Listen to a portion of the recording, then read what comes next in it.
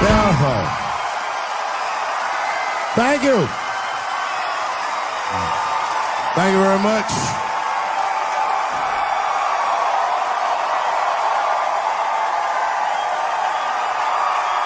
Thank you. What's going on? Good to see everybody out here tonight. Thank you.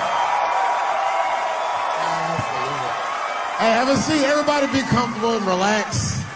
Oh my gosh, good to be back in Austin, Texas.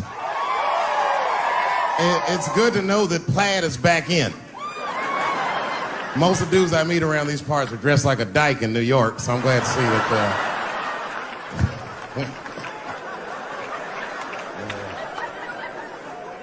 Man, fucking Texas, this place is pretty good. Pretty damn good. You know, I was in Santa Fe the other night and a motherfucker threw a banana peel at me. Yeah, that didn't feel so good. Of course, it was a white person. Not to indict the whites, I'm just saying. And then not only did he throw a banana peel at me, but it was premeditated. You could tell. You could tell the peel was too brown, you know what I mean? It was like, you didn't eat that banana recently, motherfucker. You had that shit waiting on me. And the whole crowd was white, so it just got instantly creepy, and everyone looked like they were looking at 12 Years a Slave or something. They were all just like...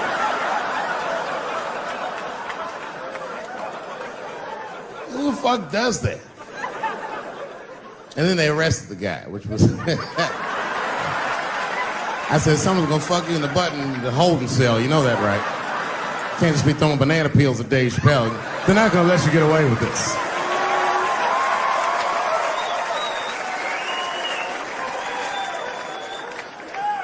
And the press called me up like, do you have a statement? A statement?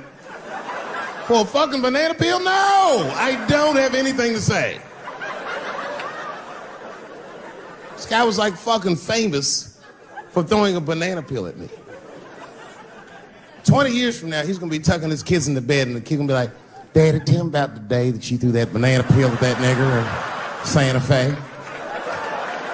Boy, I'll tell you what, that black motherfucker saw his name up on the marquee about a week before. I said, man, if I could just get close enough to meet him, throw a banana on that nigger and show him how. Fucking banana gate. I didn't even want to press charges. You know, this has happened to me before. No, seriously, not a banana. I live in Ohio, right? So this like a few winters ago. Oh, I didn't know you would ever clap for that. Well, all right. That's the first time that shit's ever happened. Ohio! Anyway, I live amongst the whites. Small town in Ohio. And it was wintertime, and it had snowed recently, so there were huge snowdrifts on the street. I was walking with my sister. Now, my sister was dressed in all Muslim garb, as were her children. And I was dressed as Dave Chappelle. And we were walking and just talking about something, and a car sped around the corner, and the window came down, and somebody threw a snowball and hit me right in my shoulder. I didn't know what was going on. Why was this happening? Because I'm black, because she's Muslim, because I'm Dave Chappelle. I couldn't tell. But again,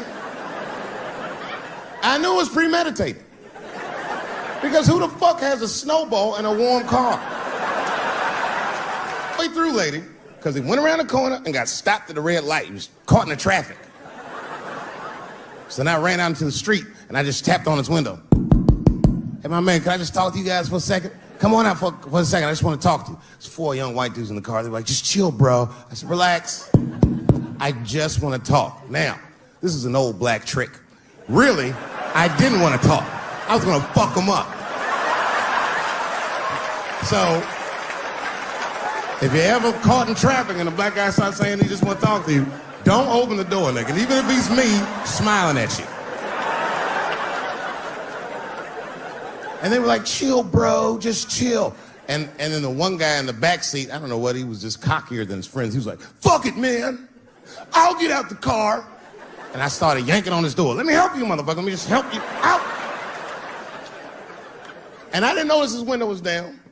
And he threw a snowball and shit me right in my chest. Pow. He said, fuck you, you fucking nigger. And then the light turned green and they sped off. And I smiled from ear to ear. I looked at my sister and she said, I got the plates. And I was happy as shit because throwing a snowball at a motherfucker is a misdemeanor assault. But if you call him a nigger, and me and my sister start dancing, we gonna send this motherfucker to jail. Now, I didn't notice it, but while I was yelling at him, a crowd of all white people had formed because it was an all-white town. And I was like, uh-oh, I thought I was gonna get jumped. And one of them white guys stepped down and was like, I didn't like that at all. This is not what this town represents. I don't want this goddamn stuff in my vicinity. And another white guy was like, yeah, I didn't like it either. And then an old white guy stepped out of the crowd and said, young man, if you're going to fill out a police report, I would like to come with you and do the same. I said, you guys would do that for me? And the whole crowd said, hooray! I said, come on, y'all. I look like Malcolm X going to see Brother Johnson with a trail of white people.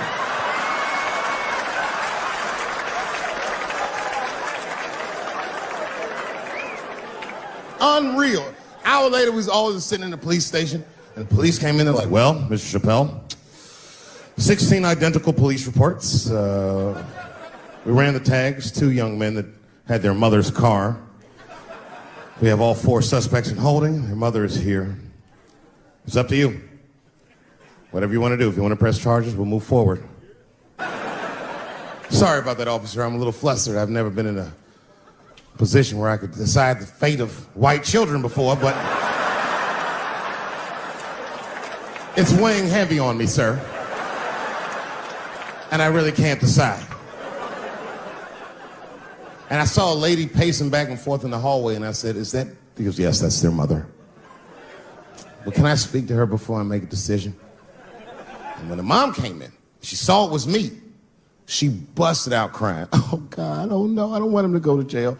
I am so sorry. I didn't raise him to do this. We love your comedy. We love you at the house. I said, miss, please, just, all right, look, I don't necessarily want your son to go to jail either. But what he did was pretty fucked up. So, is there something we can do short of jail just to let him know that he's wrong? She goes, oh, I don't know. What did you have in mind? Miss, I've never been in this position before. Oh, you know what we could do? I don't know if I'm asking too much, but maybe if you could just suck my dick a little bit. Just a little bit. I'm not gonna finish. I just want you to do it enough so that I can tell him you did it. I'm kidding. I wouldn't do that to anybody's mother. Maybe my kid's mom, but that's it. Ebola was in Texas. Ebola made a visit. Killed that man in Dallas. 5 days that man melted to death. What happened to the brother in Dallas? Where was the secret serum is what we all said. I remember in the beginning of Ebola, there were 2 American doctors that got sick in Africa. They flew them in a private jet straight to Atlanta to the CDC. I didn't even know CDC saw patients.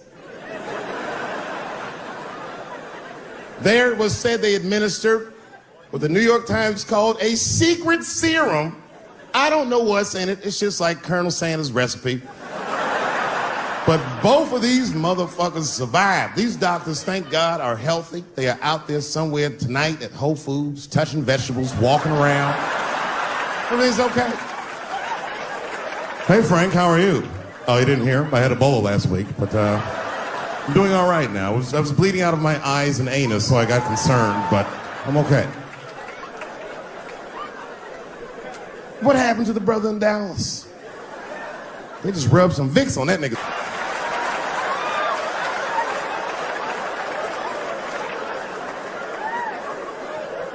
I knew he wasn't gonna make it. I already knew. Sad. I saw in the New York Times, they said Ebola is the new AIDS. Whew. Isn't that something? Here I am thinking that old AIDS was working just fine. And they already have a new AIDS out.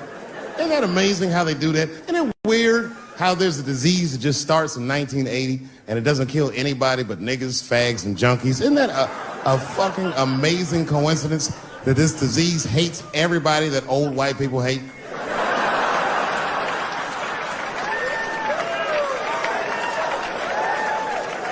I think either God is white or the government hid that shit in disco balls. Only fun people get AIDS.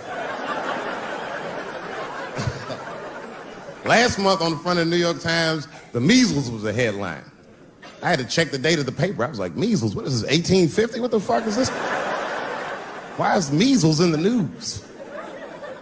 Turns out they were trying to decide if mandatory vaccinations for children is the way we all want to go. Any thoughts? I'm sorry, ladies and gentlemen, I don't know. I don't know about this one. First of all, black people generally don't trust doctors. You know, after the Tuskegee experiments and all that shit. More importantly, don't forget Michael Jackson was killed by a doctor. Granted, he was doing drugs, but if I was a heroin addict and I had a licensed physician injecting heroin in me, I should survive that. I'd just be looking like, oh, I'm good, right? I'm good? It's not too much, is it? Dr. Butterfingers killed Michael Jackson. After that, I was like, fuck going to the doctor. The fuck am I getting my kids vaccinated for an old-ass disease like measles? This is ridiculous. You might as well give them a diarrhea shot if you're so worried. Diarrhea has a bigger body count than the measles do. You know, diarrhea is funny today, but 100 years ago, if your ass had diarrhea, you were a goner. There was like a 0 chance of survival. You get that first squirt, uh-oh. Better start getting my affairs in order. But I don't have much time. It's diarrhea. It's very serious. You just watch your buddy slowly die in a pool of his own shit. I give up diarrhea. Nowadays, your buddy just be like, oh, well, you got diarrhea? Just eat a banana, nigga, drink some water, let's get to the club. Still make last call. Tough time for the blacks.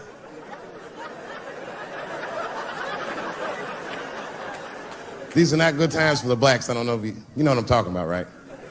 Police are killing us again. It's a very unfortunate set of circumstances because we were doing very well. You know, America has a racial hot seat. I think we can all agree that that's the truth. And we can also agree that that hot seat is traditionally occupied by African Americans in general, African American men in particular. Although I can see that in recent years, that seat has been occupied by Mexicans, and I dare say Arabs. And we, the black Americans, would like to thank you both for your sacrifice and your struggle. We needed a break. We needed a goddamn break. We all go through something, but at least I can leave my backpack someplace. If you Arab and forget your backpack, you got about 20 minutes before they send that robot to blow your shit up. Fuhad. Now ISIS is #1 on the terrorist charts. And ISIS is fucking scary. Because if ISIS catches you, they're going to cut your head off. That's what they do. I've seen them do it on YouTube. It was fucking awful. He looked right in the camera and say, Obama, I am back. I saw that shit. I said, oh my God. Don't like.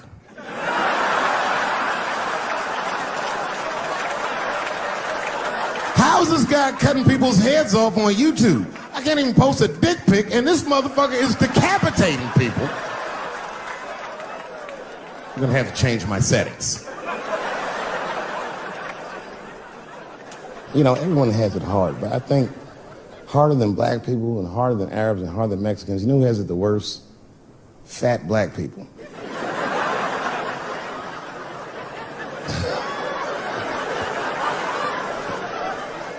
It's hard for white people to understand, but that's what I'm saying is very true.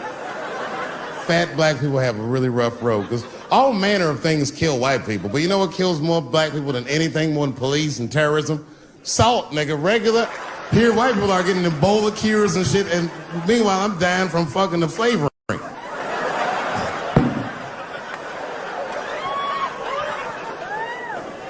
Look, honestly, I'll stop talking about it. Let me say this, though. Let me just say this. Can we all just say that we've seen it coming? Were you surprised? It's like when that guy threw that banana at me. Do you think I was surprised? Hell no. I've been in show business 30 years. I was expecting this banana. I knew one of these nights, it's like somebody gonna throw a banana at me one of these nights, niggas. Because that's how it starts, with the name calling. Like that Paula Deen. Remember Paula Deen got fired from the Food Network? If you know anything about show business, it is really hard to get fired from the fucking Food Network. And they dropped that bitch like a hot potato. All because she called somebody an N-word 30 years before she had a show. I don't know who she said it to, but whoever it was just looking at her like, I'm gonna get you for this bitch. That shit came back 30 years later like a Bill Cosby rape and sunk a battleship.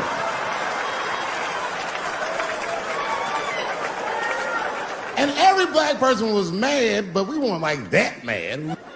I was just like, well, how's this bitch gonna call me a nigga when she taught me how to fry chicken? That's not fair.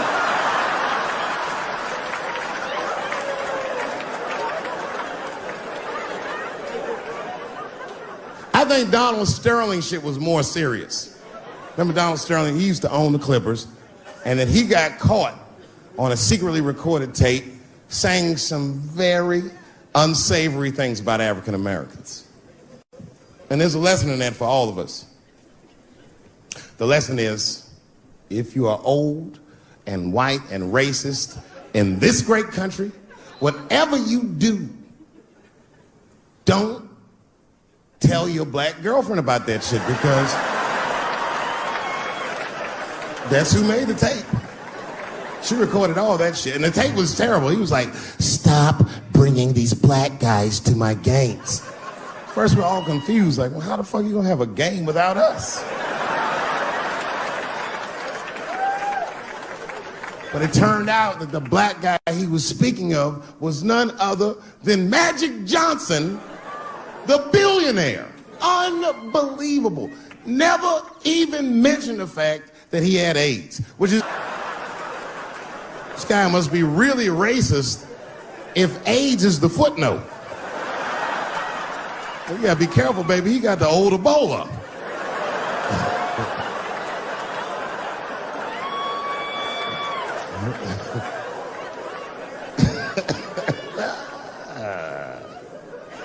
You can say what you want about that girl, but I'm gonna tell you right now, she is a goddamned hero. Because you might have thought these things were happening before, but now you can see it all in front of you without a shadow of a doubt. That shit actually went down. She sucked that old guy's dick. She really took one for the team on that one. That's really gross. This dick is like 80 years old. It's like tasting history. Like 5 wars on it, Civil Rights Movement, Great Depression. This guy's been fucking from 40 years before Bill Cosby's first rape. This is a very old man. It's a very old penis. But all that shit is still, it's just name calling. Like, name calling does not break the modern black man. That's not gonna do the trick. I don't give a fuck about that. Like, if I went to Kentucky Fried Chicken, Ku Klux Klan, hood on top of their head, what do you think I'm gonna do in this day and age? Run out of Kentucky Fried Chicken? Not if I'm hungry. I'll go straight to the front. Hey, man, let me get a 2-piece. I don't give a fuck what he says. You want a biscuit with that, nigger? I thought it came with a biscuit. What's all this attitude? I want a 2-piece. Chop, chop. You know what it is. But I'm not going to be mad. Why would I be mad? He's the one that's got to work at Kentucky Fried Chicken, not me.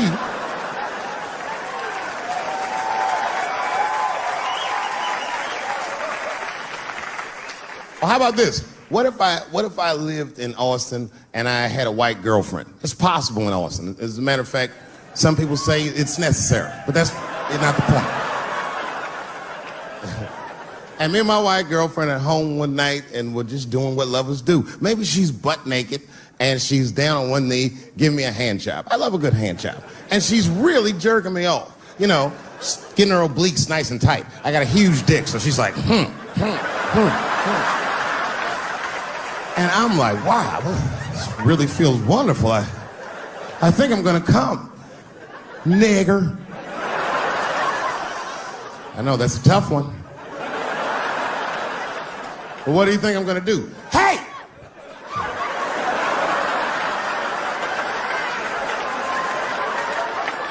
That's no time for integrity, ladies and gentlemen. I'm busting that nut in her face.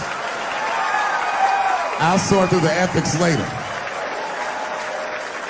But I'm what they call a man of his word. If I say I'm coming, oh, I'm coming. I don't give a fuck what happens. God forbid somebody could shoot me. If I say I'm coming, it's still like, oh.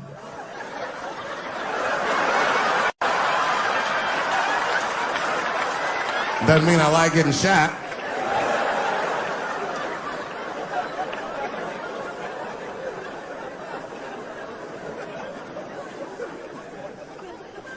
Boy.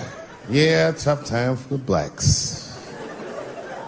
I'm not gonna say nothing about the police. I'll leave that for Chris Rock.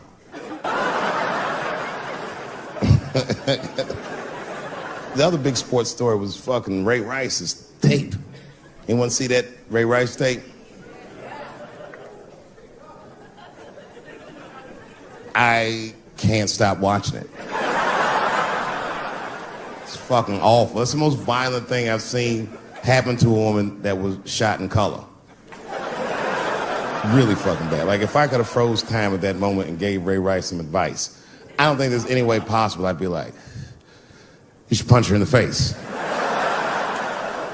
It's a fucking terrible idea. At the same time, I also believe she shouldn't have rushed him. What the fuck was he like? Yo, you can't beat him. It's don't rush a motherfucker that's trained to stiff arm people in the clutch. He's gonna get the upper hand.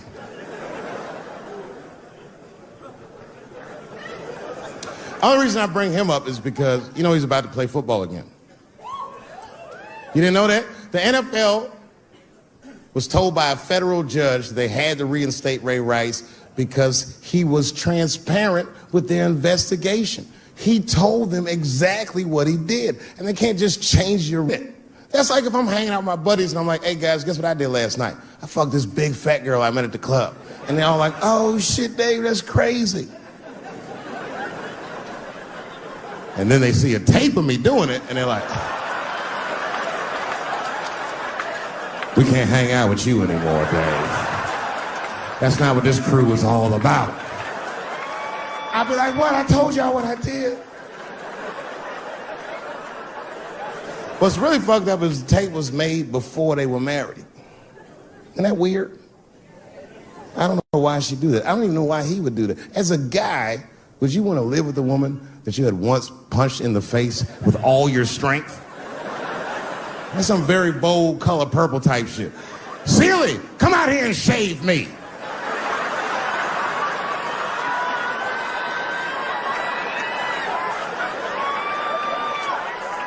You out of your fucking mind?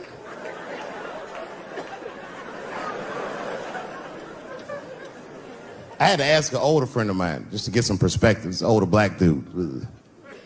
Actually, the fairest person I've ever met. And I asked him, I just said, hey man, I said, did you see that Ray Rice video? And instantly he was like, David, that shit was disgusting. I wonder what she said to him.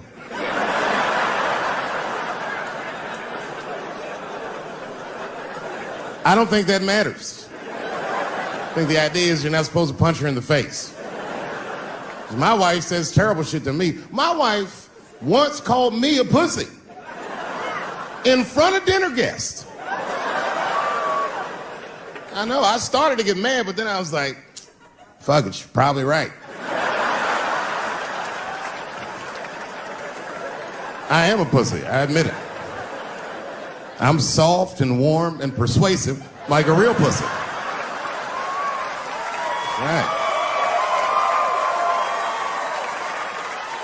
And then I told her, I said, and if you don't take care of me properly, I might stink, like your pussy. Oh, we fight dirty at the Chappelle household. It's not a big deal. No. If you want to get to the bottom of a matter of the heart, what you're supposed to do is ask a woman. Now, actually, there's two women that I know. They're both college professors in this little area I live in. And I meet them twice a week at Starbucks for coffee. Talk about important shit. And I asked the girls, who's Ray Rice? After he punched her in the face with all his strength. And one of my girlfriends said, David, you need to wake the fuck up. She's staying for the money. Well, now, wait a minute, because my other girlfriend was like, I disagree. I think that she actually loves him. And I said, wait a minute, ladies, you know what? I think that you're both right. And what I was doing when I said that was preserving the possibility of a threesome with these bitches. I've been chipping away at this pussy one cup of coffee at a time for like 4 years. I was gonna throw all that hard work away over some Ray Rice shit. I don't care that much.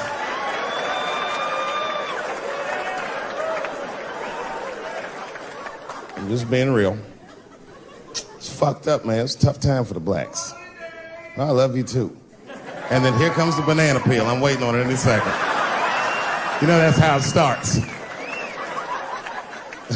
I saw in the paper today that the guy that threw the banana at me got arrested again because he threw a banana at another motherfucker in a bar in Santa Fe. Look it up online after the show. He actually did that. And that guy was black too. You know what a guy said he did it at night? He said, I did it because Dave Chappelle is racist. So, nigga, that's not the best way to handle that if I am racist.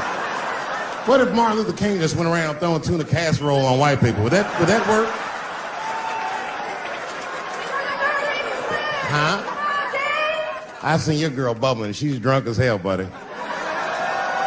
Listen, sir, I don't know what she's saying, but just take my advice. Get some water in her, or you're gonna have some dry pussy when you get home.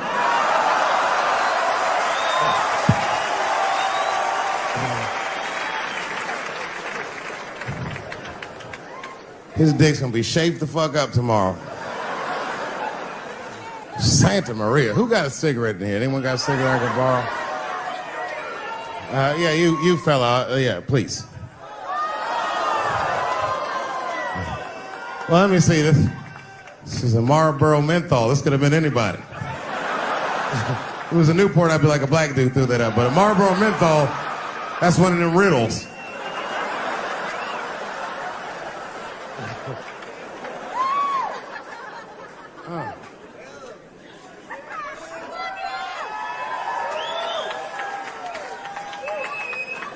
Is the word pussy offensive? All right, just checking. I asked that crowd when we was in Denver, I said, is the word people? One was a woman in the front. She's older than me, maybe around my age. Definitely a feminist. You know what I mean? Short haircut, plaid shirt, you know what I'm saying? And she didn't say it offended her. What she said is she said, I'm uncomfortable with that word. And I was like, really? You? And then before I could ask her why, there was one other guy. He was in the balcony. Now, I don't think he was saying this to me, but he said this. Everybody heard him say it. He goes, it's delicious.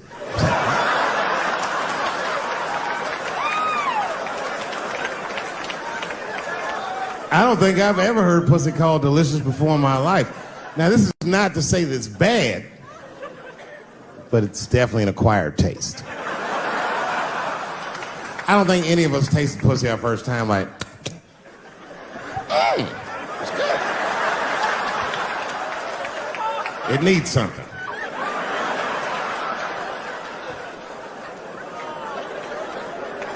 You know, it's illegal for a gynecologist to say the word pussy. They can only say vagina, or they can name individual parts medically, but they can never say shorthand, even if the gynecologist is a woman. I feel like if it was a woman.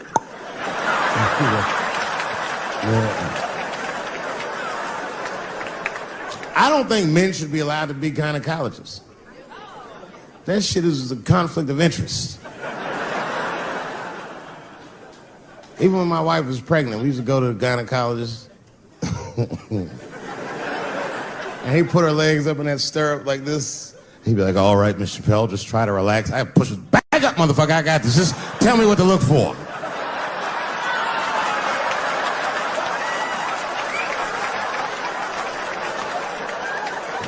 One of those home-style checkups. There's too many ethical questions when men do that. Like, can a gynecologist lose their license for smelling their fingers during an exam? Is that illegal? How could they not? These are men. It's like if you have a good barbecue, you don't even think about it. You just...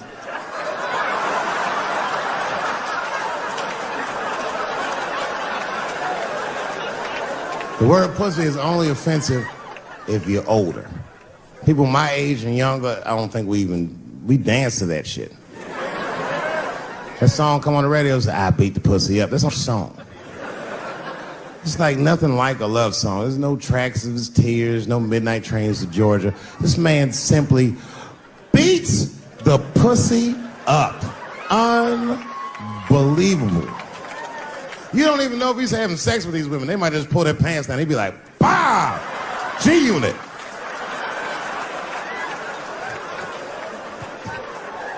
Like you'll be watching HBO. Hi, I'm Larry Merchant, standing here ringside with the pussy after a devastating bout with 50 Cent. Pussy, come over here and let me talk to you for a second. My God, you look terrible. Your lips seem to be swollen. You're bleeding a little bit. Tell me, pussy, what happened inside of that ring with 50? I don't know, Larry. I felt really good in the first round. I was ready to fight. It's warm and moist, and I don't know. It just hit me from angles I wasn't expecting. Front, left, backside surprised me the most. Well, pussy, let's take a look at round 4. This is where it all went wrong for you. Here you come out of your corner, pussy. You're fighting really good. It looks like you got 50 with a right and a left, but then 50 slips your jab, and there, right there. You see that? He punches you right on that little bean thing you have on the top of your head. I don't know what that is. There's 50 just pounding away at that bean over and over, and that pussy gets rattled around like that. I don't think I was thinking anything, Larry. You know, I'm a real good defensive fighter. It's real hard to get to me. I've never been punched directly on my bean before. As a matter of fact, most fighters don't even know that bean exists. I guess he just hit me there and I lost control of my legs. I don't know what else to tell you. I like when Lil Wayne talks about pussy. Lil Wayne used to have that song. He say, I got a bitch that plays the movies in my jacuzzi. And then it goes like this. Pussy juicy. That shit always makes me laugh because no guy says that. You know, I mean, only Lil Wayne would say some shit like that.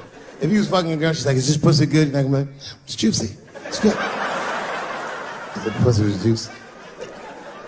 That's why I'm not Lil Wayne. Because if I was in a hot tub with a girl and I could tell that the pussy was juicy while I was in the hot tub, I'd probably get out of the tub. I'm a germaphobe. I just picture Lil Wayne like, what is this strange oil floating in my hot tub water juice? That shit was so funny to me, I must have wrote like no less than 40 jokes with the punchline pussy juice.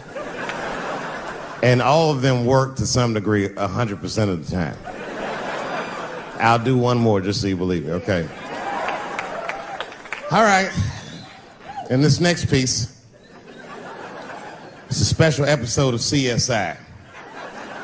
For some reason, Lil Wayne is guest starring as the lead detective, okay? That's the setup. Are you ready? Here it goes. Has anyone else been on this crime scene? No. It's very strange. This place is virtually undisturbed. No forced entry. No sign of a struggle. Shine your flashlight right here. I just slipped in something. What is this? What is this? It glistens in the light. Smooth to the touch. Pussy juice.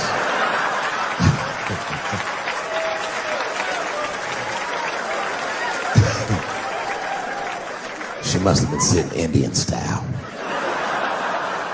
39 more where that came from.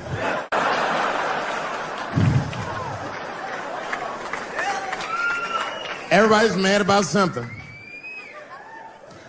Recently, I got attacked online by some gay bloggers, and it hurt my feelings. I have no problem with gay people, but I fucking hate bloggers.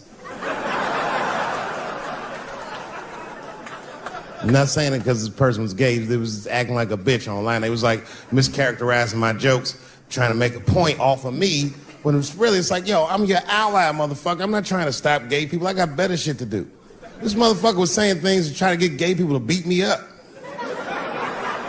Seriously, he was like, Dave Chappelle's jokes. I don't know how he actually talks when he's making his voice up. Dave Chappelle's jokes were an affront to the manhood of all gay men. What the fuck does that mean? I didn't say anything that would allude to gay men not being men. I know you men. In fact, what could be manlier than fucking another guy in the ass? It's the most gangster shit I've ever heard of in my life. I told you I'm not cut out for that. I'm a pussy. You know what I said? That's all I said. First of all, I'll tell you right now what I said. And I will tell you that this was not a joke. It's a true story. And I just happened to tell it. All right, what happened was I went to a gallery party, all right? I don't know who in here has ever been rich before, but these are very nice parties. You know, wine and cheese and baller conversation. And there was a few eccentric types, one of which was a very wealthy man that happened to be wearing a dress. I don't know what you call him, man. This is a tranny or a drag queen, perhaps. Whatever it was definitely a man. And this man was definitely on drugs. I don't know what kind of drugs he's on, but I knew he had too much. He didn't look good. It's like this, he's like, he looked sick. And all his friends were standing around him, concerned, trying to revive him. I don't know whether it looked like some kind of gay CPR. There was fanning and shit.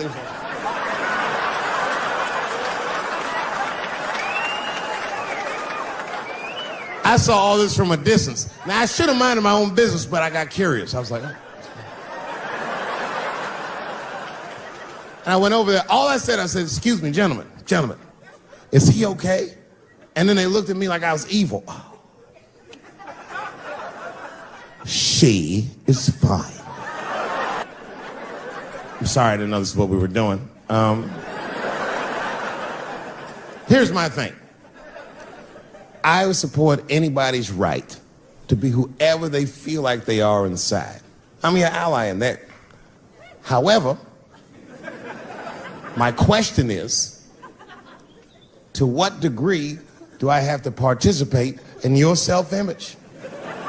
Is it fair that I have to change my whole pronoun game up for this motherfucker? That didn't make sense. Seriously. If I put on an Argyle sweater and I'm like, hey everybody, I feel like a white guy in this sweater and I want some goddamn respect and a bank loan. That's not gonna work. Give a fuck how I feel. Why should I give a fuck how you feel? Nigger is a pronoun. But there was no time for philosophical debate. This was an emergency situation. I said, fine. Sorry, guys. I was just worried because she looks terrible. And she just fell off the bench. Appears that her dick is popping out of her dress. You mind if I call an ambulance, champ? I'd rather not be at a party where a tranny ODs. There's too many questions to answer.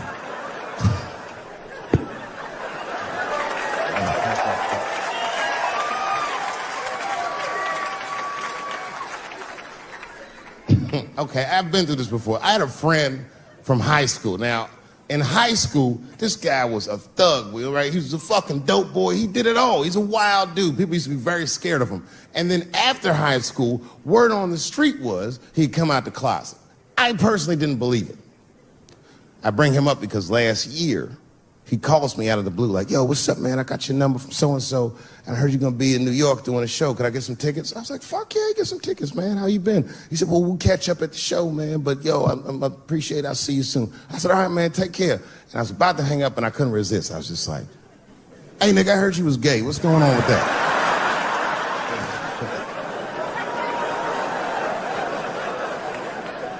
And I wish I didn't ask, because he sounded like he was dying to talk about that shit.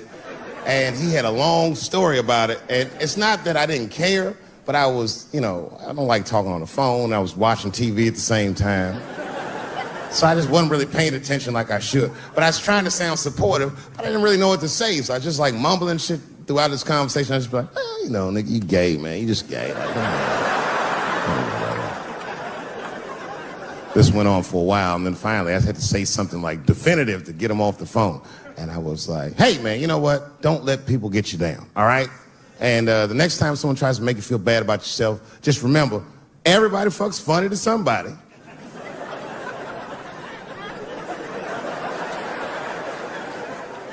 He didn't like that shit. He's like, what the fuck does that mean? I said, huh? He said, you saying I fuck funny, motherfucker? I said, no, that's not what I'm saying. I'm saying everybody's different. He said, you ain't say different, nigga. You said funny. What's so fucking funny about the way I fuck? And I said, hey, man, I fuck feet.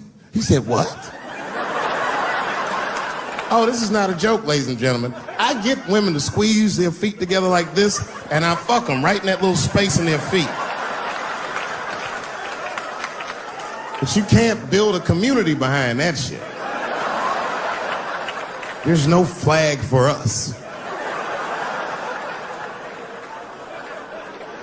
That shit made him laugh.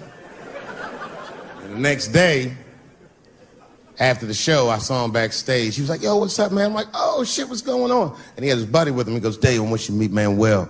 Manuel's my fiance. We're in New York getting married because it's legal here. I said, well, gracias. And he went to go get some drinks.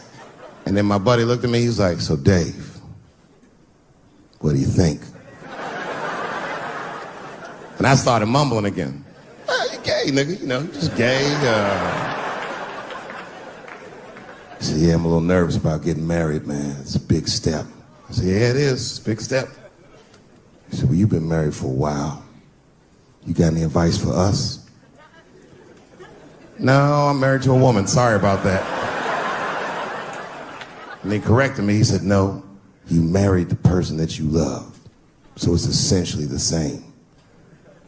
I said, man, the problem with that statement is that it makes the assumption that I love her. But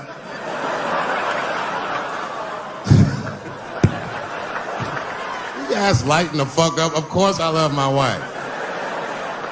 She laughs at this shit. As a matter of fact, she eats and spends this shit. You know what I told him? I told him, I said, you know what you should do, man? First of all, you shouldn't do it. I'm talking about being legally married. It's not that you're gay as much as just legal marriage is a fucking diabolical leverage game in the United States. I'm just being honest. Devoid of religious significance or the idea of love, marriage is nothing but an awful contract that you shouldn't sign. I'm just being real. Because you start out loving each other, and then like 2 years later, you're just building a case against one another for a hypothetical court date that may or may not ever happen. You throw being gay on top of that, that shit is explosive. Like I said, Ray Rice shit. Okay, right after Ray Rice went through all that shit, I was at a party and I met this kid, Michael Sams. You know Michael Sams? Very nice guy. He's the first openly gay NFL player. And Mike's a very nice guy, very brave guy. But when I met him, I couldn't help but thinking, his wife up in the elevator. Is that domestic violence, or is that just two niggas working shit out in the elevator? You know what I mean?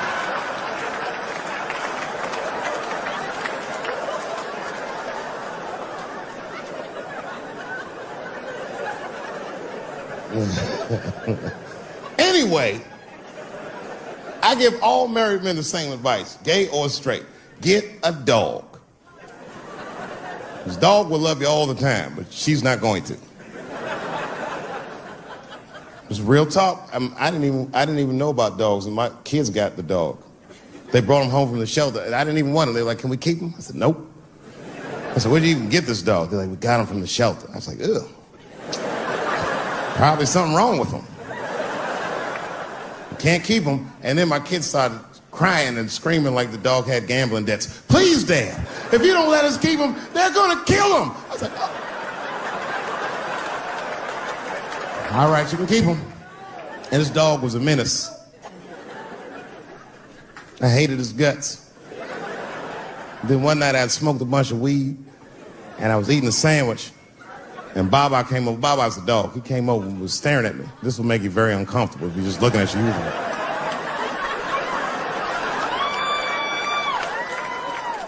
I had to give him a piece of my sandwich so he'd go away. And that's how we became friends. Now, if you see me walking down the street with Baba, I ain't got no leash or nothing. He walks right next to me. If I stop, he'll stop. And if I go, he'll go. And all my friends are like, yo, Dave, that shit is dope. How you train Baba to do that shit? I've never trained Baba. Just a messy eater. If I drop food and Baba's not around, all I gotta do is call him. Baba! He's a black dude's dog, so he doesn't come right away. He peeks first to see what's going on.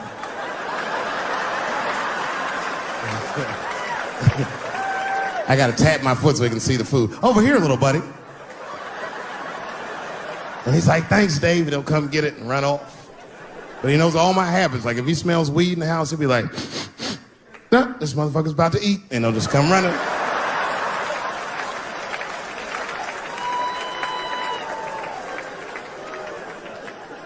Baba got me through a very difficult time in my marriage.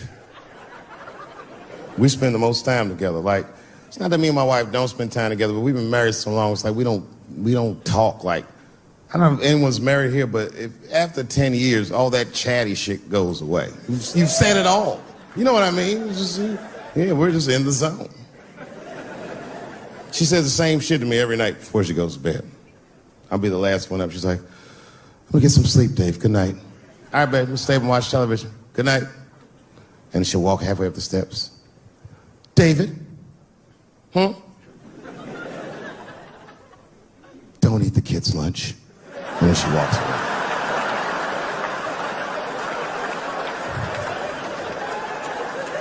Well, the crazy shit is I don't even eat their lunch anymore. Back in the day, I used to eat that shit. You know how that goes. I might smoke some weed in the middle of the night and she'll leave neatly wrapped sandwiches all over the kitchen. I'm gonna eat it. What's the big deal? Why can't you just make another one in the morning? I mean, it's like, I got sons anyway.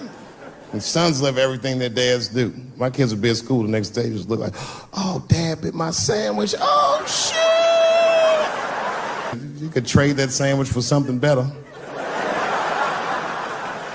What I'm doing is adding value to their lunch. She doesn't understand these types of things. Anyway, she gets mad at me. Well, she's mad at me now because I got myself in trouble. I got myself extorted, which happens in this business. I come home from the road. There was a FedEx sitting on the kitchen table, and it was addressed to me, so I opened it. I don't know who delivered it. And there was a video cassette inside with a note written on it that said, gotcha. Oh, my God. Can you imagine? I freaked out. I tore the whole house apart. Trying to find the VCR. I hadn't seen a tape in like over a decade. And I watched the tape and it was awful. They got me. It was a tape of me. I was fucking a girl, okay? But it was from before I was married. But it was not a good look. And I felt sick to my stomach and I looked up at the clock and then I saw my wife was coming home in 10 minutes and I just panicked. I jerked off to the tape real fast and then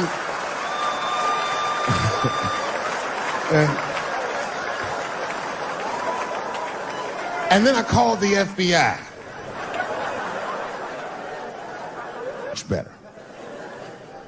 I mean, they didn't say they were going to catch him for sure, but they had the demeanor of some competent people that would catch him. So I didn't worry about it too much. And then not even a week later, 5 days later, I come home and there's another video cassette just sitting on my porch. As soon as I saw it, I just called the police like, they've done it again.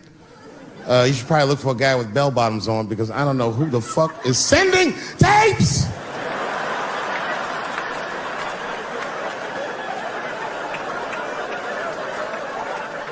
And that second tape was the worst shit I'd ever seen in my life. It was awful. Career-ending bad. It was a tape of me jerking off to the tape a week earlier. I don't even know how they'd even get such a thing. I had to explain all of this to my wife. She was very mad. No thing in this world is as cold as a woman's cold shoulder. Because she was mad, but she wouldn't talk to me about it. She would just punish me in little ways. Make me do shit that I hate to do. Like pick the kids up from school. That's one thing she made me do. That's a hardship for me. I got one son that goes to a public school, and my brother goes to a private school. It's an experiment. I just want to see what's going to happen to him.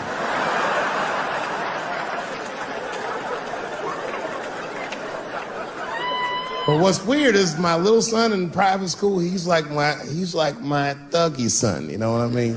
I don't know where he get that from. He's not getting it from me. And he's definitely not getting it from that school. That school is it's a liberal school. It's the kind of school, it might be like 12 black students in the entire school. And I'm the only black parent.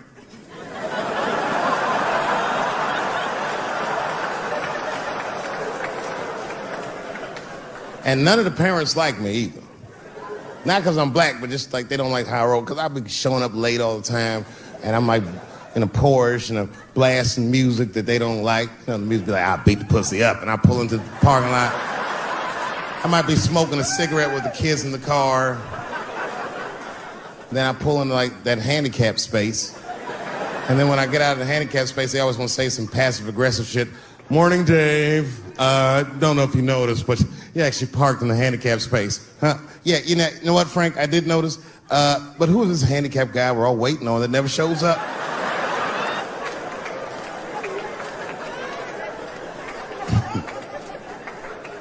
So I hate going over to that school. The only parents that are nice to me is a lesbian couple, Kate and Sarah.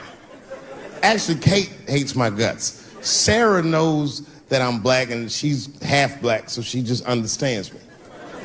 You know what I'm saying? I can't explain it. Because I'll say shit and Kate's just too serious about being a lesbian. I'll be like, hey, Kate, hey, Sarah, you guys gonna do the father-son picnic next week? How's that gonna work? And Kate will instantly be furious. But Sarah knows I'm fucking around, so she'll just say something cool. I don't know, Dave, maybe me and Kate will flip for that shit.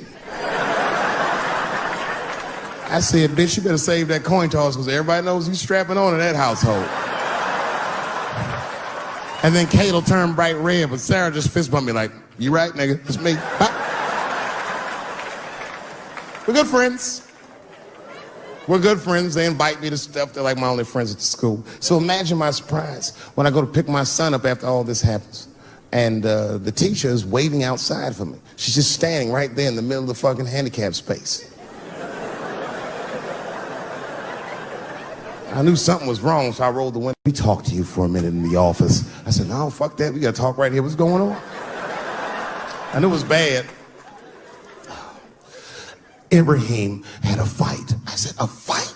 Don't worry. Everyone's okay. I said, everyone? What happened?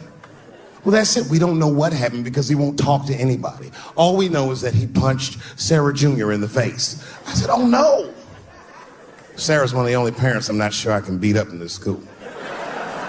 Just then, Kate and Sarah pulled up to pick up their daughter, and then we all had to go into the office, and I was really worried because I didn't want them to kick me out of the school. And then they brought my son in, he was crying. They brought him in like a prisoner. He was like, oh. I said, son, just stop crying, calm down. Do not look at these mean faces. I need you to look at my face, and I need you to tell me the truth, buddy, all right? Just tell me the truth. Is it true? Did you punch that girl, Sarah Jr., in the face? I was trying to give him a signal to lie, but he didn't pick up on it. I was like,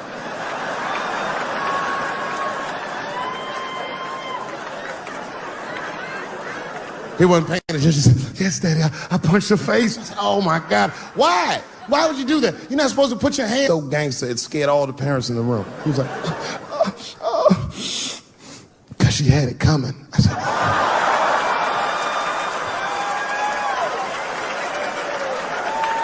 And everyone looked at me. I said, I did not teach you. I don't know where he got that from. I said, what does that mean, son? That is crazy talk. What does that mean? And then he just started crying like he was Tupac. Oh, these kids keep fucking with me.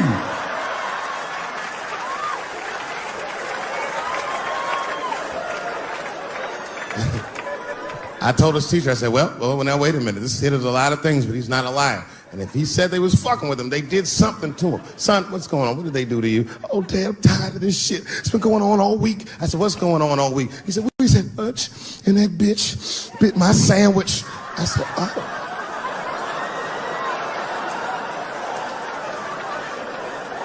He said, it's the 4th time this week. I'm tired of this sandwich biting bitch. I said, stop using that word. Let's go home.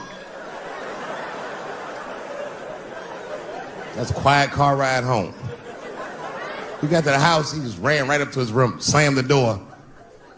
His mother came downstairs. By then, she had heard about everything. She was looking at me like, oh my. She said, you bit that goddamn sandwich, didn't you, Daddy? I said, I'm tired of you accusing me of shit. And I just ran out of the house, jumped in my car and drove off. Of course I bit that sandwich. But I knew that she was just really mad about that tape, so now she's gonna punish me about a fucking sandwich I bit. And I was mad as fuck. You know what I said to myself? I said, I should just never go home. Fuck this shit. You know, by the way, that's how people used to get divorced in the 40s. There wasn't no divorce court in America. Back in those days, if you want to get out your marriage, you should tell your wife, hey, baby, I'm going to get a pack of cigarettes. I'll be right back. You would just leave with the clothes on your back. That's when men were men. And there was no internet back then, so you could move 11 miles away and have a whole new life.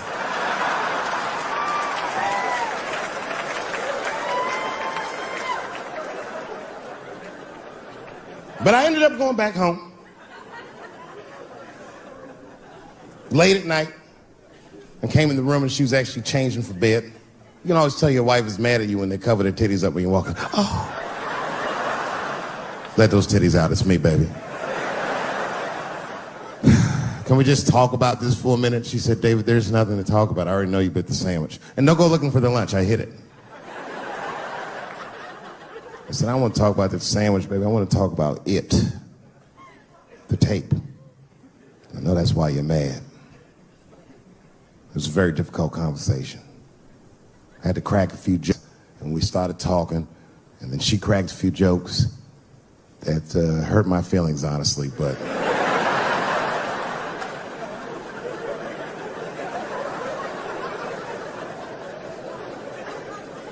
We talked, and you know what she told me? She told me that she was madder about the second extortion tape than she was about the first one. Which doesn't make sense at all. What's wrong with a guy touching his own private parts? It's my own business. It's not like I do it all the time. As a matter of fact, sometimes I do it for her benefit. A lot of guys do this. It's called the mercy jerk. That's the one that happens in the middle of the night when you're about to roll on top of it and you see her face and you're like, she looks tired. That takes a lot of love and discipline to back out of a room with a rock hard dick. Sometimes I don't make it. Uh-oh. Someone fell asleep with their socks off, didn't they? You can't rape feet. You can't rape feet. Only time I jerk off now is in the game. Sometimes she'll tell me, Dave, I'm going to take the kid to my mom real quick. Probably back in a couple of hours. A couple hours?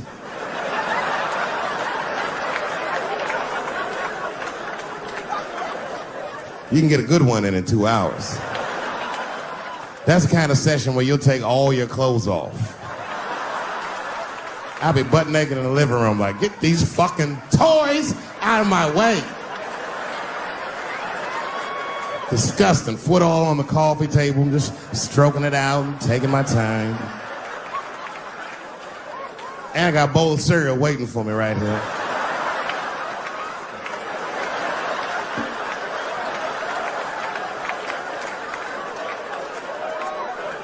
That's when you have the privacy, you can have a loud orgasm. I miss those. Ah! Ah! Ah!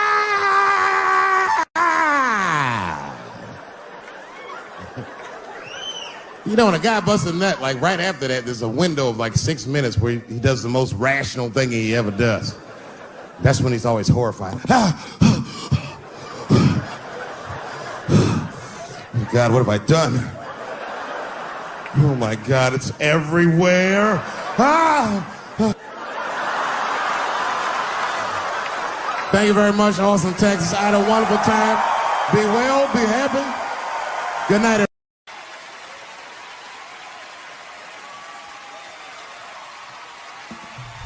Ladies and gentlemen, Dave Chappelle.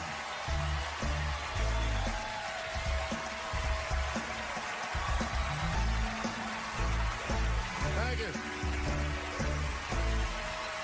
Oh boy, I'm very nervous. No pressure.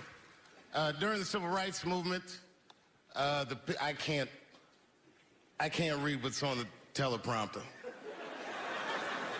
Some about Black America and white America. There's Black Americans and there's white Americans. We're all one America. So if you don't mind, this is not live, is it? I imagine whatever I say, you could just edit it out. Let's try it a few ways. Lou, are you in the booth? I am. All right, good. You know what, Lou? Let's just play around with it and see if we can get it right, get this clip package on, and then let me go home, all right? You got it. All right. Ready? All right, count me in. 5, 4, 3, 2, 1. Wu-Tang. I'm just with you, Lou. Let's do it again. We're gonna do it again. We'll get it right. Here we go, Dave. 5, 4, 3, 2.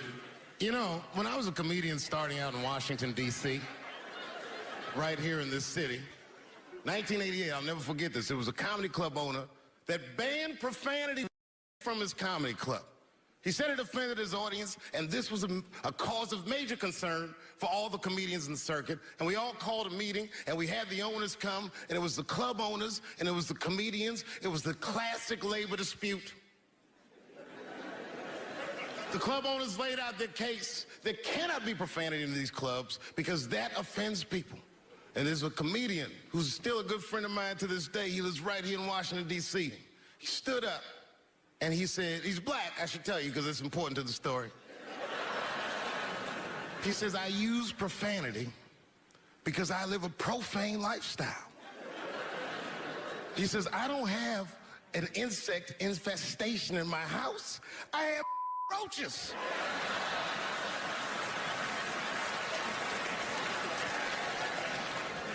My favorite comedians are like musicians, and the audience is their instrument. And the music they make is your laughter. And that's the laughter that I scored my entire life to. So now, some of my favorite American comedic composers. Thank you. When I lose my job, I lose my man. Treats me like a dog. He called me a dog. Yes, he did. One day he called me an old dog. Sometimes I wished I was a dog and he was a tree. When you stop and think, football's a fair sport for my people. Only sport in the world a Negro can chase a white man and 40,000 people stand up and cheer him. See, in my neighborhood, the kids have a kind of a dubious reaction to that whole Santa Claus concept. They just don't believe that a white man will ride a reindeer through Harlem after midnight. In truth, white friend, it's you that all look alike. But look at the black people around you. We're all different colors. Black walnut, burnt almond, chocolate mocha, pecan, vanilla, yellow, mellow, light, bright, and damn near white. We come from the first people on the earth. You know, the first people on the earth were black people. We the first people had thought, right? We was the first one to say, where the am I? And how do you get to Detroit? I think maybe like 30 years ago, there was a woman that wanted to sing, and a black lady that sang opera that wanted to sing. What was her name? Mary Anderson, and this place was like segregated and they couldn't sing here. And here we are, like not even 50 years later, a 22-year-old black man on stage getting paid to hold his. God bless America. I gotta go now. Y'all take it easy. Bye-bye.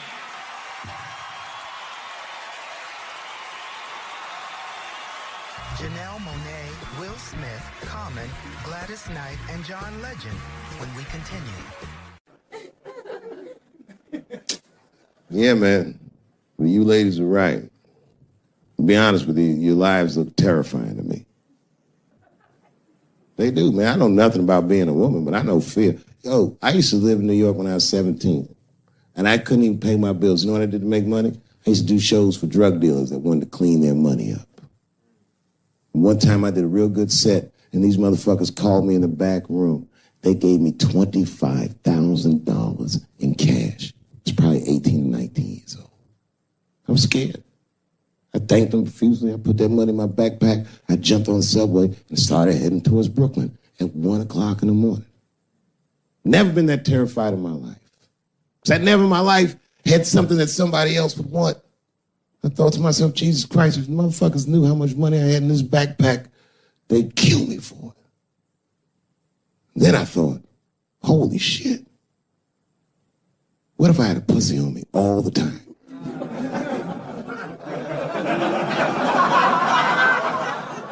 That's what women are dealing with. I'm gonna tell you right now. It's real talk. If them same drug dealers gave me a pussy and said, put this in your backpack and take it to Brooklyn, I'd be like, nigga, I can't accept this.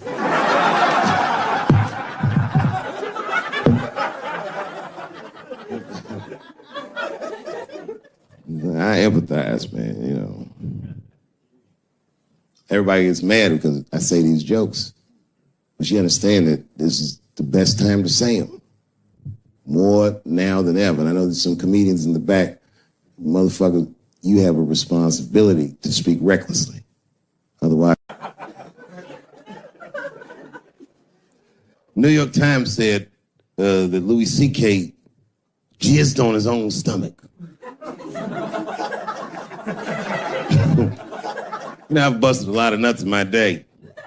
None of them were newsworthy. Shit was really gross, because they didn't just say it like I said it. They didn't just say jizz on the stomach. They said it in that fucking Pulitzer Prize-winning style that the New York Times has. It was very descriptive, like, you know what I mean?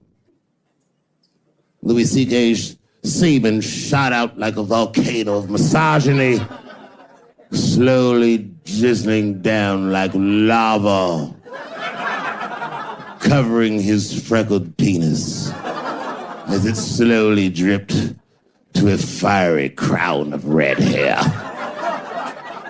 Jesus Christ, I'm trying to eat some huevos rancheros and these niggas is...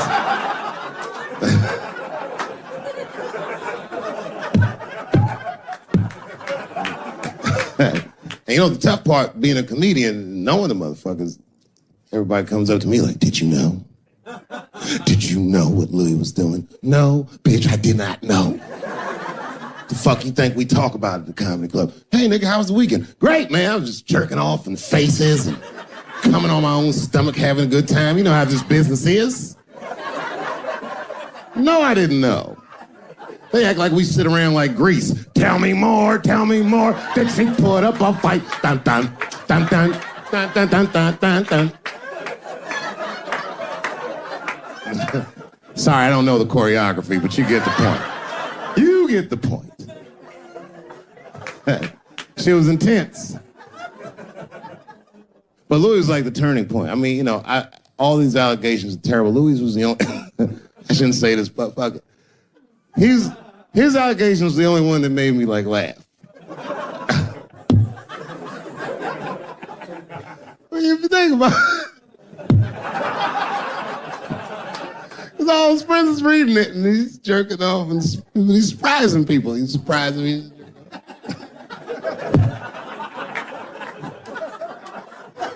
I just picture all the comics in comedy just reading it like, what?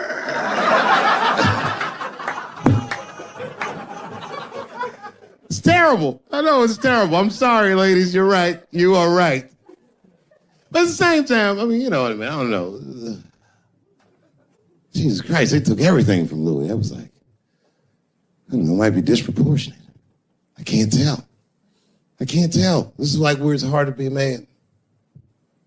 One lady said, Louis C.K. masturbating in front of me ruined my comedy dreams. Word? Well, then I dare say, madam, you may have never had a dream. Come on, man, that's a brittle spirit. That is a brittle-ass spirit, nigga. That shit is too much. This is a grown-ass woman. You know what this shit is like? It's like COINTELPRO. You know what that is? It's a program that the FBI had under J. Edgar Hoover. In this program, one of the many things they did was they would track the sexual habits of anyone they considered an enemy of the state. It was a live button. That's why they got all these fucking sex tapes with Martin Luther King fucking bitches. But lucky for us, he actually had a dream. You think if Louis C.K. jerked off in front of Dr. King, he'd be like, I can't continue this movement.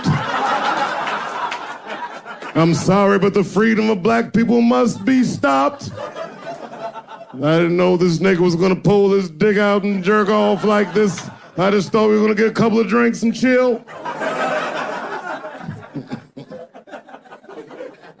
Show business is just harder than that. Them women sound like, I hate to say it, they sound weak. I know it sounds fucked up, I'm not supposed to say that, but one of these ladies was like, Louis C.K. was masturbating while I was on the phone with him. Bitch, you don't know how to hang up a phone?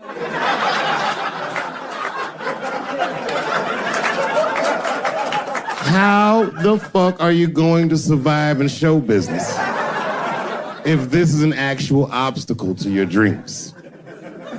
I know Louis is wrong, ma'am. I'm just saying I'm held to a higher standard of accountability than these women are.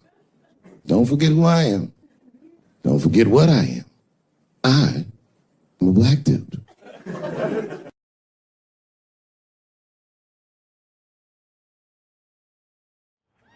Well, this has been fucking wonderful. I don't know what to say, man. I don't even want this night to end.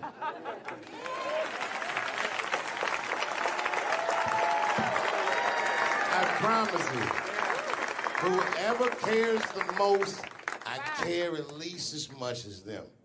I know what I got, because I lost it all. I gotta tell you something, and I don't talk about it often. Have you ever worked all your life for something and have it not work out? That happened to me. It was tough.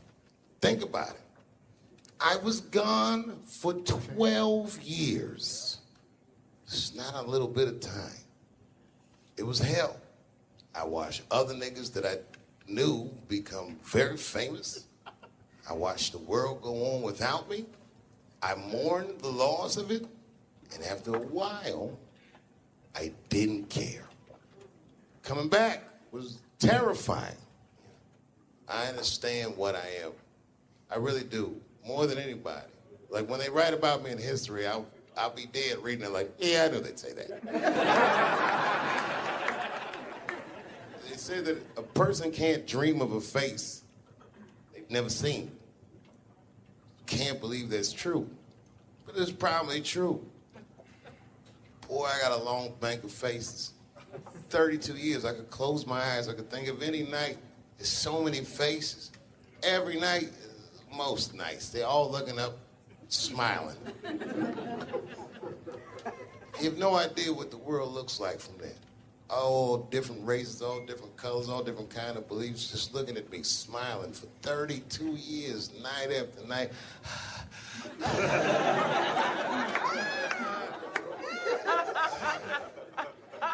No comedian take that for granted. I swear to God, this might be the noblest of professions. Robin Williams had a bar that I loved. He said, comedy is the only job you can have where you can use everything you know. And that's true. You can use more than you know. If you use what you think, use it. Don't be afraid. Don't let these bitch-ass niggas button your lip. Say it anyway.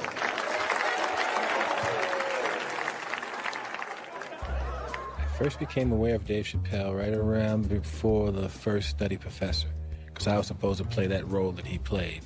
And then I kind of saw him, and I was like, hey, that guy, right, that kid would be funny playing that role. I try to be peaceful, but now it's time for Reggie to karate-size your ass. Woo!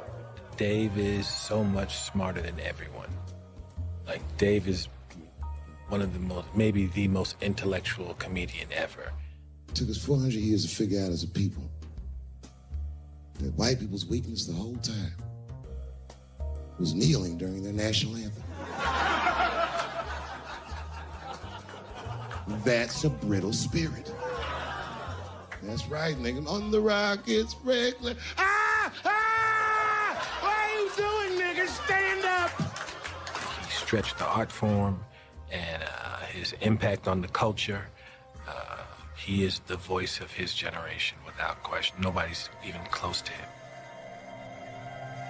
him. No, I've had to learn, and that's where Dave Chappelle has been a wonderful friend and mentor. What did Chappelle say to you that helped you with that? Chappelle said to me, we were doing a show at Radio City together. It was during his run. Right. And I was on one of the shows, and he said to me, I said, man, what am I going to tell these? Because I was like, I'm going to do comedy before Dave Chappelle. I was like, Dave, what am I even doing here? And Dave said, and I said, I don't even know if I'm funny enough to be here. I said, you're nice, and I think I'm a really funny guy, but what am I doing here? And Dave said, look, man, he said, you don't understand something. He said, you're not here because you're funny. He says, I know 100 funny motherfuckers out there. He said, you're here because you're interesting. And he said, anyone can be funny. Not everybody can be interesting. Not everyone can make an audience listen to what they're saying. Not everyone has a wealth of life experience that makes people want to know what they have in their minds. And so that changed my perspective on silence. And so now, if I can hear that an audience is listening, I'm engaged. Well, that is a great piece of advice, not only for comics, but for anybody. Right. Because, wow, the thing that I love about Chappelle, and you just identified it, is he will go. He's interesting. And he is an interesting guy. He's the most interesting man I've ever met. That's what makes Dave Chappelle. Many people are funny. There's a lot of funny stand-up comedians all over the world. Yes. But what makes Dave Chappelle is that he is interesting. It's how he sees the world between the jokes. But all jokes aside, Kevin Spacey shouldn't have done that shit to that kid. He's 14 years old and was forced to carry a grown man's secret for 30 years. Jesus Christ, he must have been busting at the seams with that one. The saddest part is, if he were able to carry that secret for 6 more months, I would get to know how House of Cards ends. Loved was, I can't believe that I've been in this business long enough that we're like the older guys now. And it always blows my mind that I'm like 5 years older than Dave Chappelle, because he was already a made guy when I came in. So I always look at him like he's got 10 years on me, or 15. And, just when I watch his act, I'm like, this guy's clearly been doing this a good couple of decades longer than me. And the reality is, I think he's only been doing it like 6 years longer than I have or something like that. He's fucking amazing. And what I love, too, is just he's that same, with all that's changed, everybody getting offended, all of this fucking crap, how you get in trouble, he hasn't changed at all.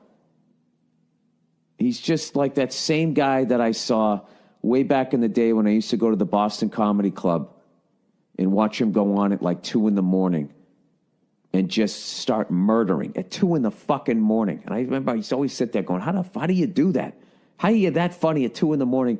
in front of a crowd that gave up on the show like an hour ago, and they're tired and they just want to go home? That second he steps on stage, boom, he just starts fucking killing. Dave's a beast. Dave's a beast, man. That's the only man that puts a little fear in my heart. I'm like, okay, it's real. What's he doing? Do you watch him? Do you watch him? Totally. You study? Totally. I got Chappelle. I got an app. I follow him. I'm like, You know, my man Prince Paul always says, competition keeps you in condition. True. You know? So, yeah, that's my man right there. The other real special shout out I gotta make, because none of this would have been possible on any level without this person, is my mother. Mom. My mother. Mom. You have no idea what I put this woman through. If you had just given birth to me, that would have been more than enough. But the fact that she raised me and raised me well, we had a real oral tradition in our house. I knew the word griot when I was a little boy. A griot was a person in Africa who was charged with keeping the stories of the village. Everyone would tell a griot the stories, and they would remember them all so that they could tell future generations. And when they got old, they'd tell them to someone else. And they say in Africa, when a griot dies, it's like a library was burnt down. And my mother used to tell me, before I ever thought about doing comedy, she said, you should be a griot. And she'd fill me with every story of black life. You know, she's educated in African-American studies, and she would let me understand the context that I was being raised in, that I'm being raised in a hostile environment that I have to tame. By the time I was 14 years old, I was in nightclubs, mastering an adult world. It was terrifying. The crack epidemic was going on, and my mother would hear gunshots outside and be scared to death. Maybe it's my son. But early in my career, if you remember, Mom, you used to sit in the club with me. She'd do a full day of work. You'd be back there falling asleep, just waiting for me to go on. She would watch my show every night. Do you know how long that car ride is home?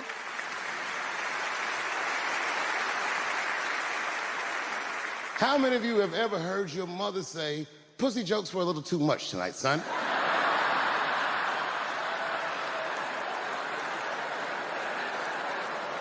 I was a soft kid. I was sensitive, I'd cry easy, and I would be scared to fist fight. And my mother used to tell me this thing, I don't even know if you remember, but you said this to me more than once. You said, son, sometimes you have to be a lion so you can be the lamb you really are. I talk this shit like a lion. I'm not afraid of any of you. When it comes word to word, I will gab with the best of them, just so I can chill and be me.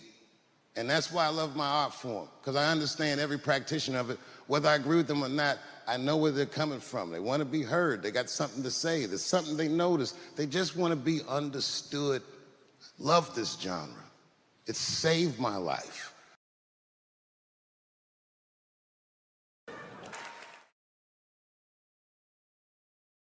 Time I was on stage, the guy that introduced me was a guy named J.T. Newton. I'm 47. I can close my eyes and remember the introduction like it was yesterday. It went like this. Ladies and gentlemen, this next young man coming to the stage is starting his comedy career tonight. Who knows? We may be witnessing the birth of a star. Please welcome Dave Chappelle.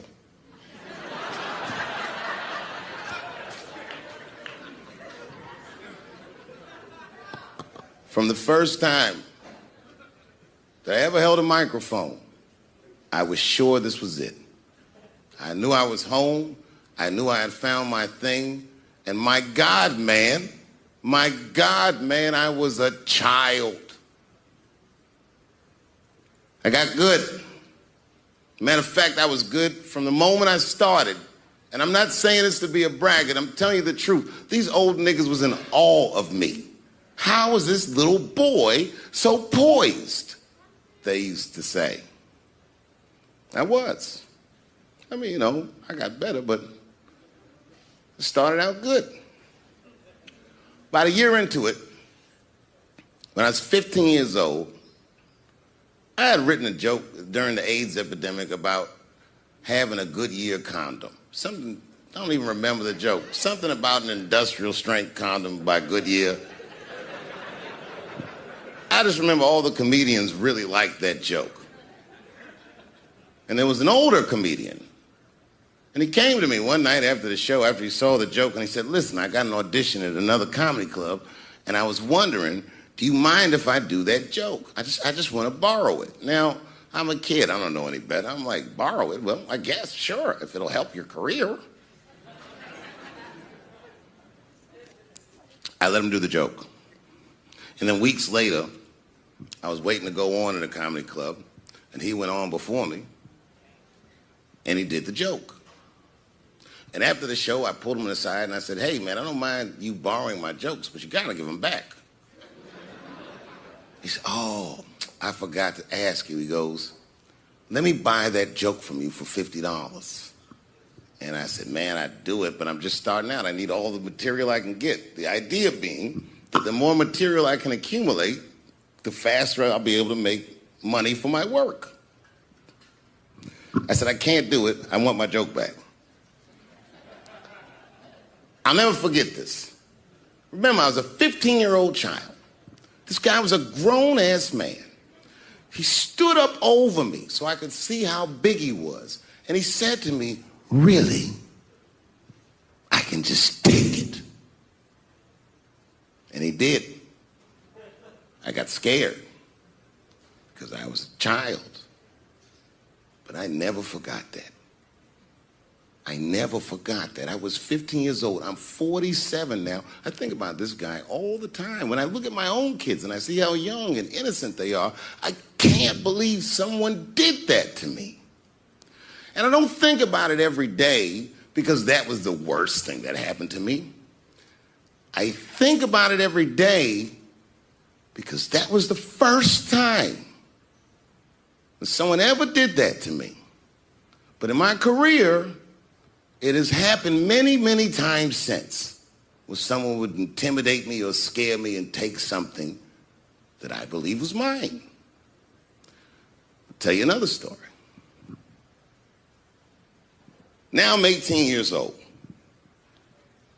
I'm living in New York City, and I just finished my first road tour, which was a very difficult tour. I'll spare you the details. Now I'm back in New York, but my rent is paid, thank God. And I have $60 to my name, and a woman that I had met in Pittsburgh, a bad Dominican bitch,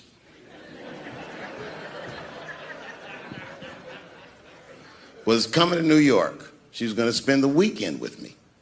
I couldn't wait for her to get there. She was coming that evening. But remember, I only had $60 for a whole weekend to entertain a bad bitch.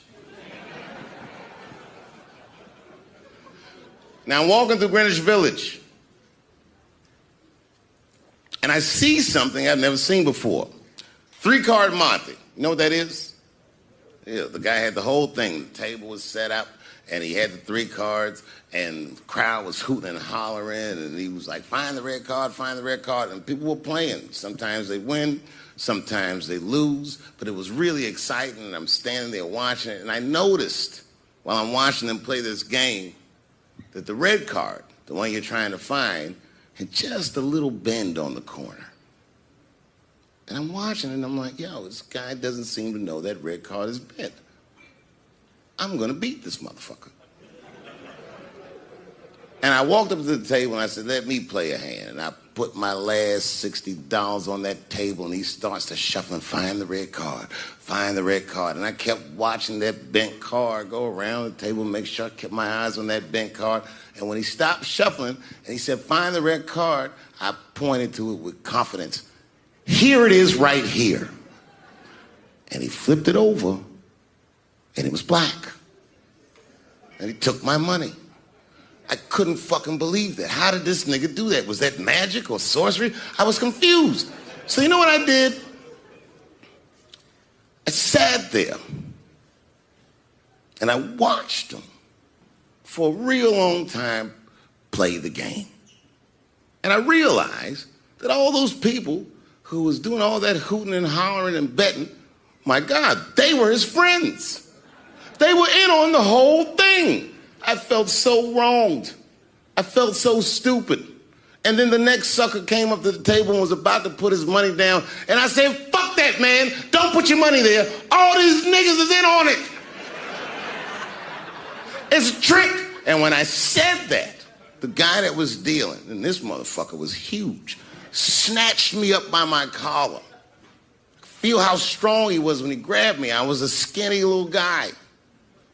And he was gonna maul me. And the only reason he didn't I'm sure, is because he saw the fear in my face. And that fear, he looked at me. I saw his eyes go from hard to soft. He softened. Then he looked at me like the way a father would look at a child. And he said to me, young man, don't ever come between a man and his meal. I never forgot that either. Most niggas would have to run the streets for years to learn a lesson that profound. It took me 2 seconds. Never get between somebody and their paper. Taking a man's livelihood away from him is akin to killing him. Do you know why Prince, the famous rock star that was a friend of mine, do you know why he called himself the artist when he came back? He calls himself the artist because that's what they call us in our contracts. Oh, these contracts are crazy. You should hear the terminology they say in these contracts. To use your name and likeness in perpetuity throughout the universe. Who the fuck could possibly know what that means? Nobody does. It's so complicated, in fact, that when you're a kid like me, you have to hire somebody to tell you what that means. And you sit down at a table and you do the contract game. And that's how I got with Comedy Central. I signed the contract. But I signed the contract the way that a 28-year-old expectant father that was broke signs a contract. I was desperate. I needed a way out. And it wasn't good money and it wasn't good circumstances. But what else am I going to do, I said. And all these white people sitting at that table told me, trust us, Dave, it's a good contract. And I looked around the table and they all seemed to agree it was a good contract. But what if it was like that game of 3-Card Monte? What if they were all friends and I didn't know it? And the bag of money was Iceberg's money in the first place. What was I talking about? What was I trying to tell you? Last week, 2 weeks ago, whenever it was, I call Lauren Michaels and I tell him, okay, I'll do it. I'll do Saturday Night Live on election night. And the day I made that phone call, the day I committed to it, it gets announced that Netflix is streaming Chappelle's show. Not just Netflix. HBO Max is streaming it too. Let me tell you another story about HBO. No, hear me out. Did you know, before Chappelle's show was at Comedy Central, I pitched that show to HBO. I told them what I wanted to do. Now, these are executives. All they have to do is say, yeah, we'll take it, or no, thank you, we won't. But they didn't say either of those things. They went too far. They said, literally, what do we need you for? That's what they told me, as they kicked me out of the office. What do we need you for? And here we are, all these years later, and they're streaming the very show that I was pitching to them. So I'm asking them, what do you need me for?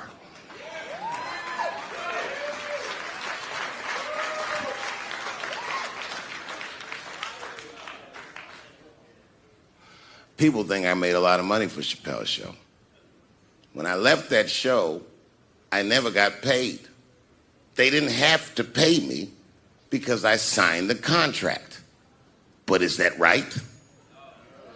I found out that these people were streaming my work and they never had to ask me or they never had to tell me. Perfectly legal because I signed the contract. But is that right? I didn't think so either. That's why I like working for Netflix. I like working for Netflix because when all those bad things happened to me, that company didn't even exist.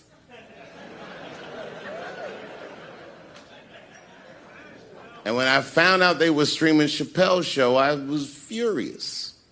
How could they not know? So you know what I did? I called them and I told them that this makes me feel bad. And do you want to know what they did? They agreed that they would take it off their platform just so I could feel better.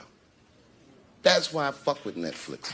Because they paid me my money, they do what they say they're gonna do, and they went above and beyond what you could expect from a businessman. They did something just because they thought that I might think that they were wrong. And I do. I think if you are fucking streaming that show, you're fencing stolen goods. They stole that from me.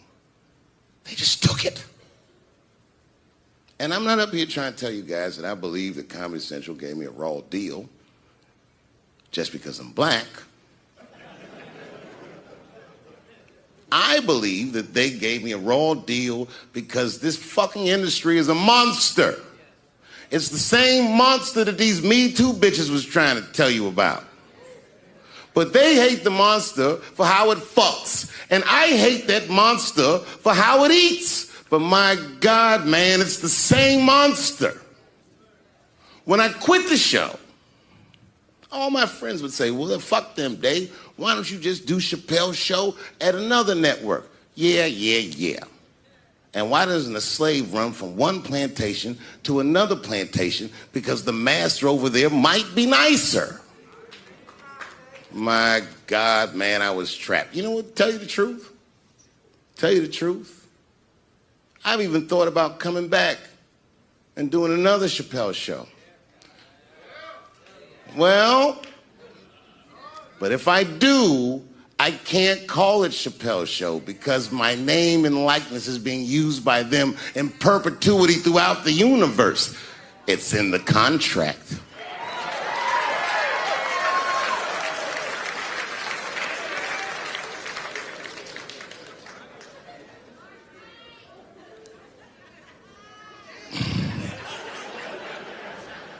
You're not supposed to do this in my business. I'm up here doing something that nobody else in this business has the balls to do. I'm telling you something that you need to know. I'm trying to explain to you what you're seeing. You don't understand what you're seeing. I am publicly flogging a network. And I know that this network niggas, they watching me and they saying, why are you doing this so publicly? Doesn't feel good to be flogged publicly. Oh, believe me, I know. I know exactly how that feels. When I quit my show, they said I was crazy. What was crazy about it? I just didn't want to do it anymore. They said I smoked crack. That's impossible. I was a devout Muslim. I didn't smoke or drink. But I do now, bitch, because you ruined my fucking life. Now it's their turn. This is their first nigga lesson, and I'm honored to give it to them. They're gonna pay me for this show. I called my agent. I said, is there anything I can do about this show? And he said, no. Well, fuck you too then. If you want something done right, I guess you got to do it yourself. So I'm not going to the agents. I'm coming to my real boss. I'm coming to you. I'm begging you. If you ever liked me, if you ever think there was anything worthwhile about me, I'm begging you. Please don't watch that show. I'm not asking you to boycott any network. Boycott me. Boycott Chappelle's show. Do not watch it unless they pay me.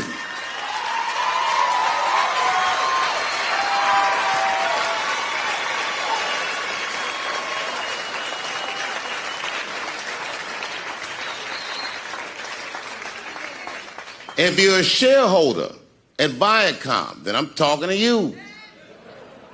Because all that shit that they do to us, well, they do everything for their shareholders. That's what they told me. So if you're a shareholder in that company, tell them it's wrong. And if you don't believe that it's wrong, then fuck you too. You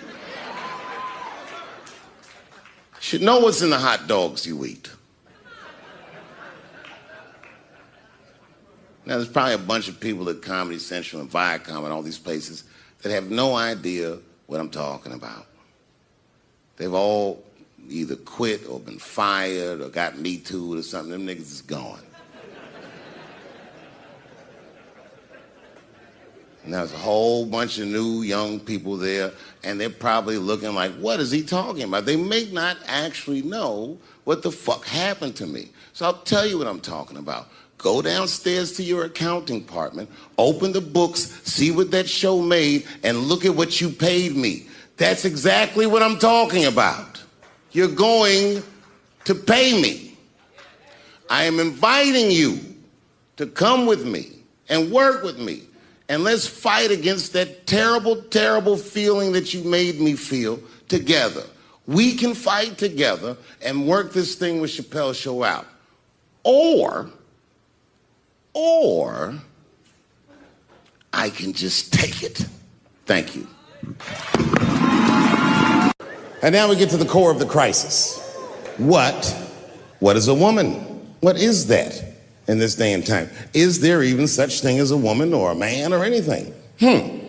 Seems to be a question nowadays. Now listen, women get mad at me, gay people get mad at me, lesbians get mad at me, but I'm gonna tell you right now, and this is true, these transgenders, these niggas want me dead.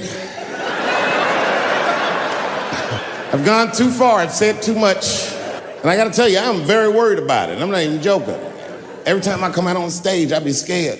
I be looking around the crowd, searching for knuckles and Adam's apples to see where the threats might be coming from. A nigga came up to me on the street the other day. He said, "Careful, Dave, they after you." I said, "What?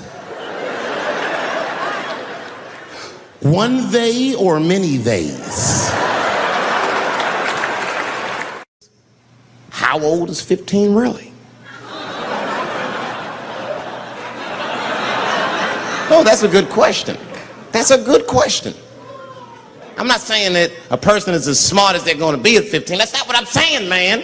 But I am saying 15 to me is old enough to decide whether or not you want to be pissed on. I mean, that's me. If you can't make a decision like that by the time you're 15, then just give up, motherfucker, because life is way harder than that. I make tougher decisions all the time. If you don't want to get pissed on, just get the fuck out of the way. It's not even a decision. If I start peeing on the front row, they're not going to have to calculate and think, oh, how do I feel about this? Am I okay with it? They just move. You can do that at 15. I could have. I've been 15. When I was 15, I was doing stand-up in nightclubs. I smoked reefer from time to time. Friends were selling crack. I was trying to finger fuck people. I knew what was happening around me to some degree. Getting pissed on was the least of my worries at 15. Trust me. But it keeps coming up. There's a lot of confusion around that age. Anytime 15 comes up, people freak out. Like when that girl, Elizabeth Smart, got kidnapped. Right? Remember in Utah last year, 15-year-old girl Elizabeth Smart was kidnapped, and then they finally found her and the whole country was relieved. And I was the only one saying, damn, she wasn't that smart after all. Not because she got kidnapped, that could happen to anybody. I'm not knocking her for that. I'm just saying, if you kidnapped me when I was 15, you gotta take me further than 8 miles away from my house, man. God damn. You can't hold me prisoner around shit I recognize. I'll break away. I'll break away. Fuck off me, nigga. That's my bus stop. I know where I'm at. I'm going home.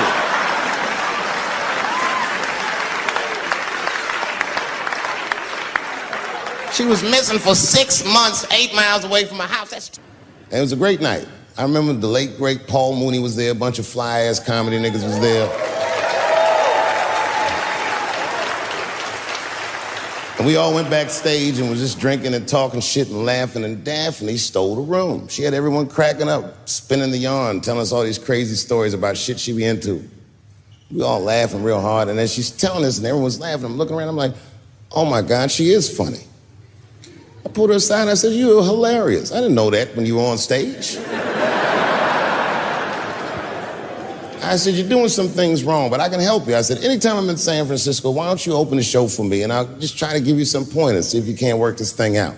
And she said, are you serious? I was like, yeah. And she grabbed me real tight, hugged me, squeezed me. and I pushed her off violently because I'm transphobic. I said, boundaries, bitch.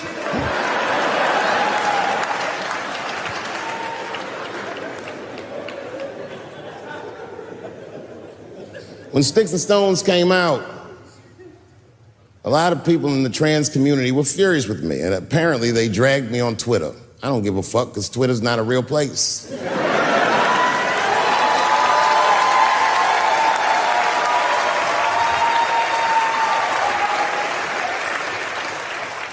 And the hardest thing for a person to do is go against their tribe if they disagree with their tribe. But Daphne did that for me.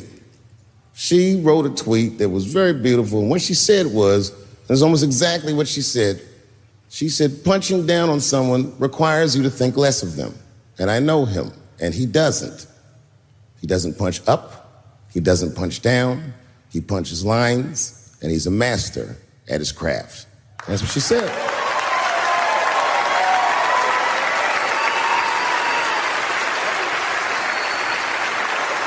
Beautiful tweet, beautiful friend. It took a lot of heart to defend me like that.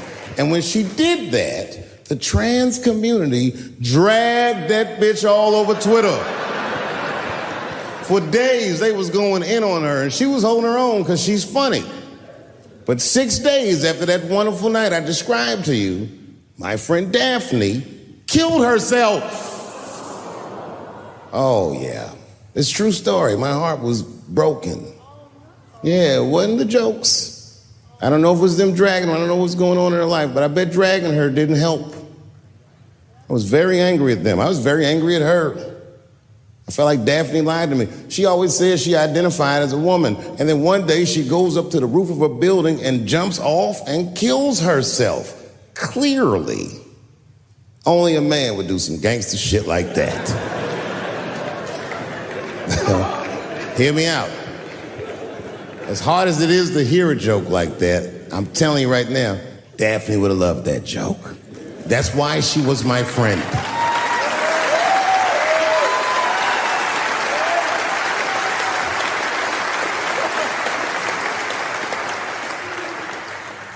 I was reading her obituary, and I found out she was survived by a daughter. And the moment I found that out, and this is true, Anderson Cooper from CNN texted me.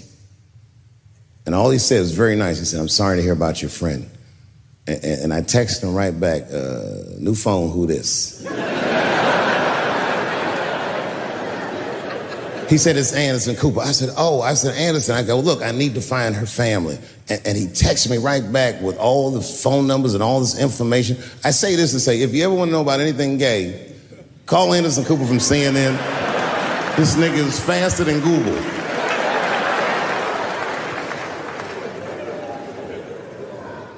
And what I did is I got in touch with her family and I started a trust fund for her daughter, because I know that's all she ever really cared about.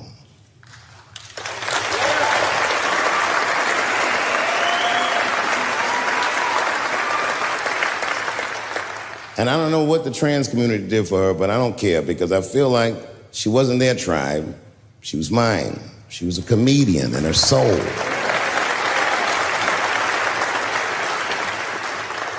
Her daughter is very young, but I hope to be alive when she turns 21, because I'm going to give her this money myself. And by then, I'll be ready to have the conversation that I'm not ready to have today. But I'll tell that little girl, young lady, I knew your father. And he was a wonderful woman.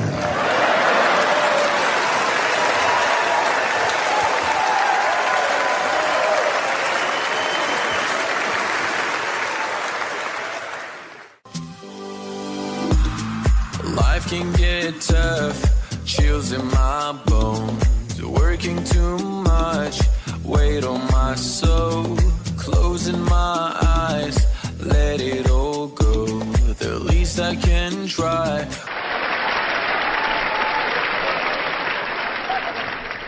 Sometimes, sometimes racism works out in black people's favor. Now, it doesn't happen often. It happens very rarely, but when it happens, it is fucking sweet.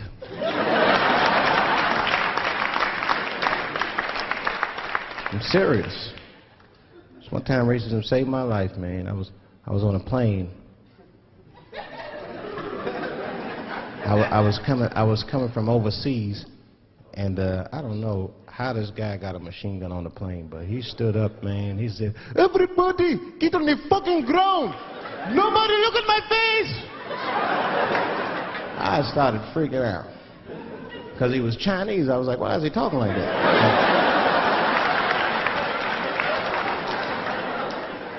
He was screaming and crying. I was the only brother on the plane. Well, I thought I was the only brother. I looked over, there was one other black dude. He was from Nigeria. I looked over at him, he was looking right in my face, man. He didn't say two words to me, he just looked at me, he was like...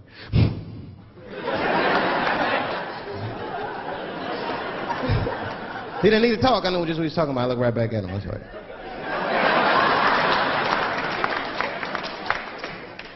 Some white dudes on the front of the plane seen us, they were like, oh my God. I think those black guys are gonna try to save us.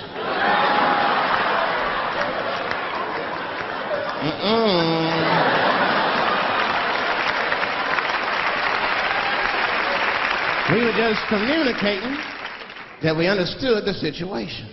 We were both seeing the same thing. What we understood was simple. Terrorists don't take black hostages. That's the truth. I have yet to see one of us on the news reading the hostage letters. They is treating us good. We all chilling and shit. I'd like to give a shout out to Ray Ray and Big Steve and Central Newport.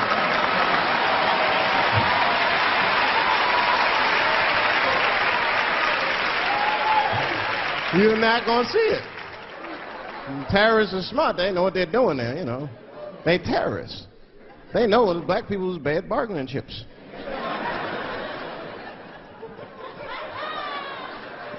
They called the White House. Hello? We have got 5 black... Hello?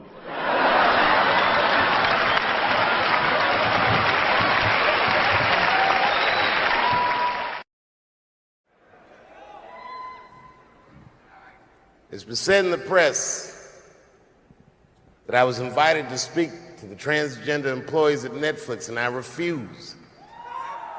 That is not true. If they had invited me, I would have accepted it, although I am confused about what we are speaking about. I said what I said, and boy, I heard what you said. My God, how could I not? You said you want a safe working environment at Netflix. Well, it seems like I'm the only one that can't go to the office anymore.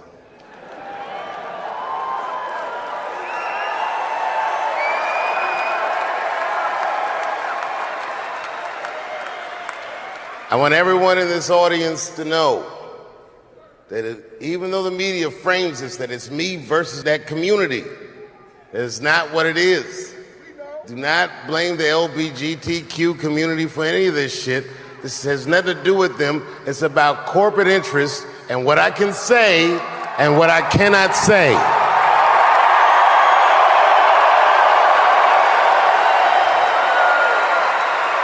For the record, and I need you to know this, everyone I know from that community has been nothing but loving and supporting.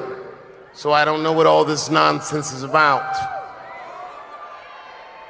In summer 2020, when the whole world shut down, I was outside doing shows.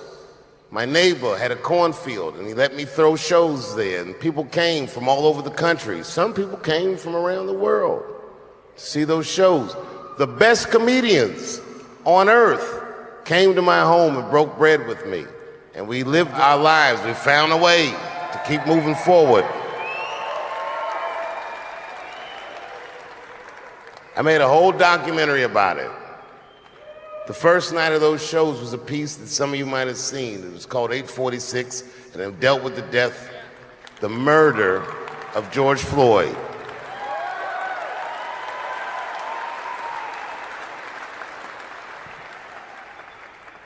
This film that I made was invited to every film festival in the United States, and some of those invitations I accepted. And when this controversy came out about the closer, they began disinviting me from these film festivals. And now, today, not a film company, not a movie studio, not a film festival, nobody will touch this film. Thank God for Ted Sarandos and Netflix. He's the only one that didn't cancel me yet.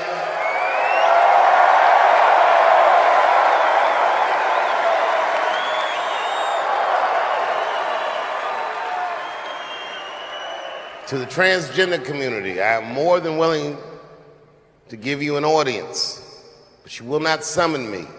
I am not bending to anybody's demands.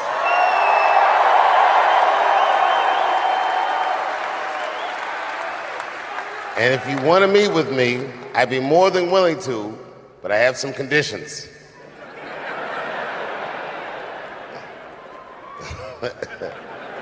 First of all, you cannot come if you have not watched my special from beginning to end.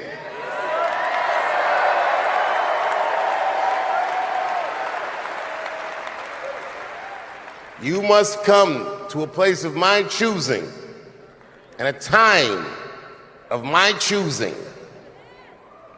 And thirdly, you must admit that Hannah Gadsby is not funny.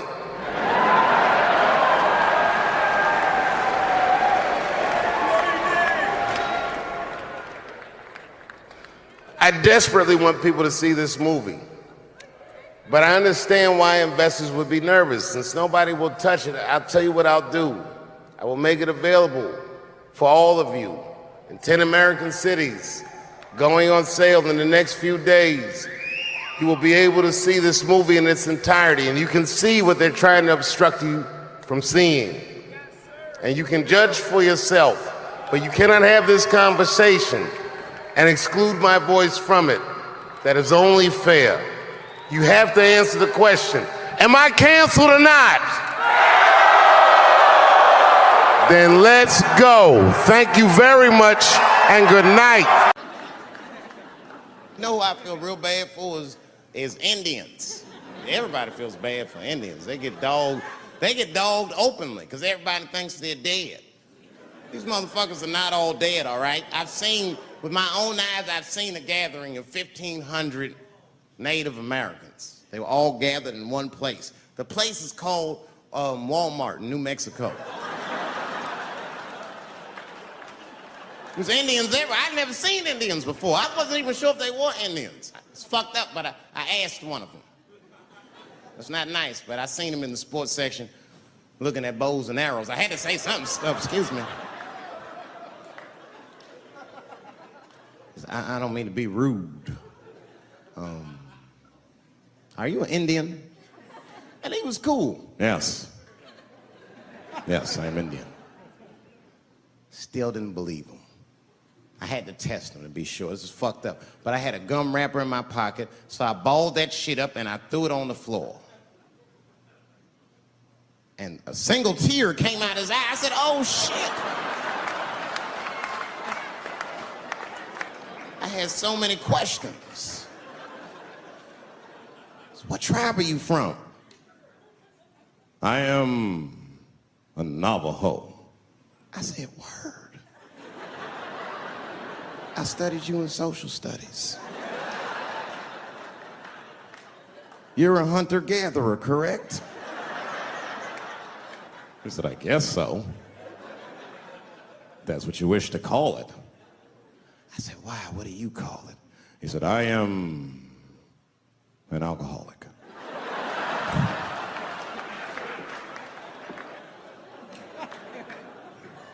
I said, well, what's your name, dog? He said, please. Dog is my cousin. That was a good guess. My name is Running Coyote. What is your name, friend?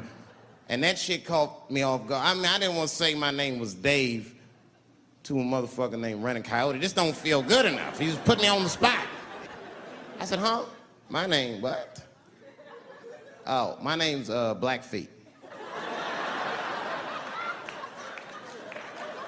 Then I changed the subject. Forget about me. What's going on with you?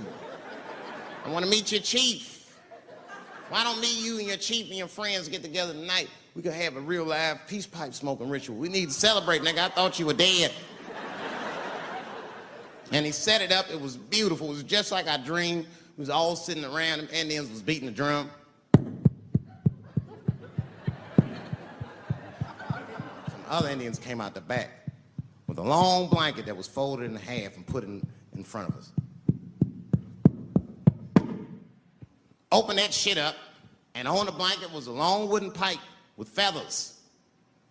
And bags of weed were all over the blanket. Chief walked over.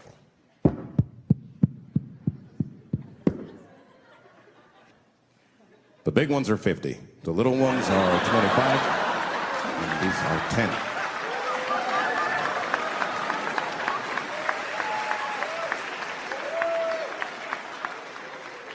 Me and those Indians got high as shit.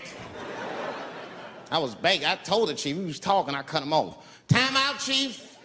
Sorry to interrupt. Fucking smashed, man. The weed's too strong. I'm itching. This is PCP. The spirits have got me. Chief, the spirits have got me.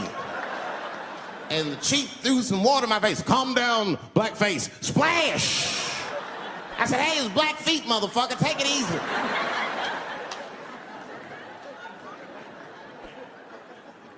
Blackfeet, you're welcome to stay amongst me and my tribe for the night until the spirits leave you. And they gave me my own teepee to sleep in, which sounds nice. I personally felt like it was a little fucked up, you know, because they all had houses, man. It's like, why can't I sleep with y'all in the house and watch TV? Like, I can't be on this grass all night.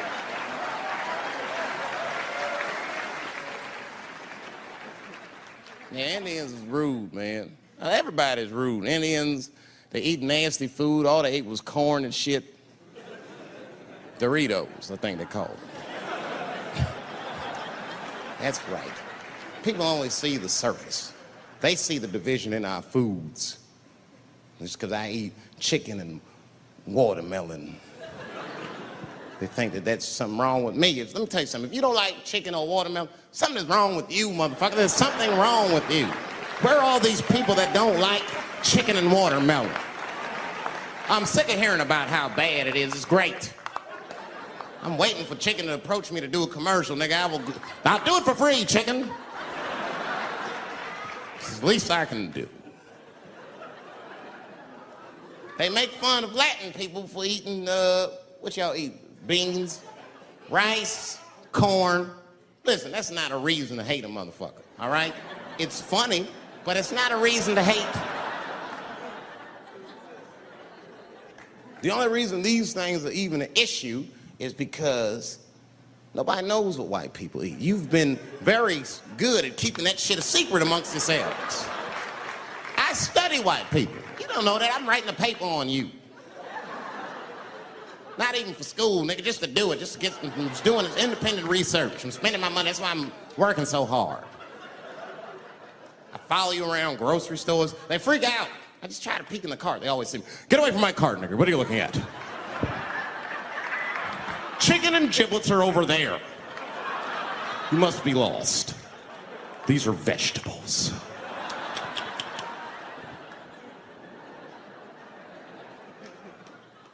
I know what you drink. See how quiet I got? Grape juice. Surprise, motherfuckers, you didn't know I knew about grape juice, did you? Oh, don't play dumb with me. Look at what is it?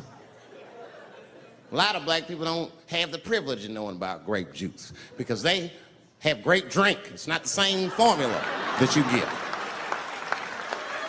Ain't no vitamins in that shit.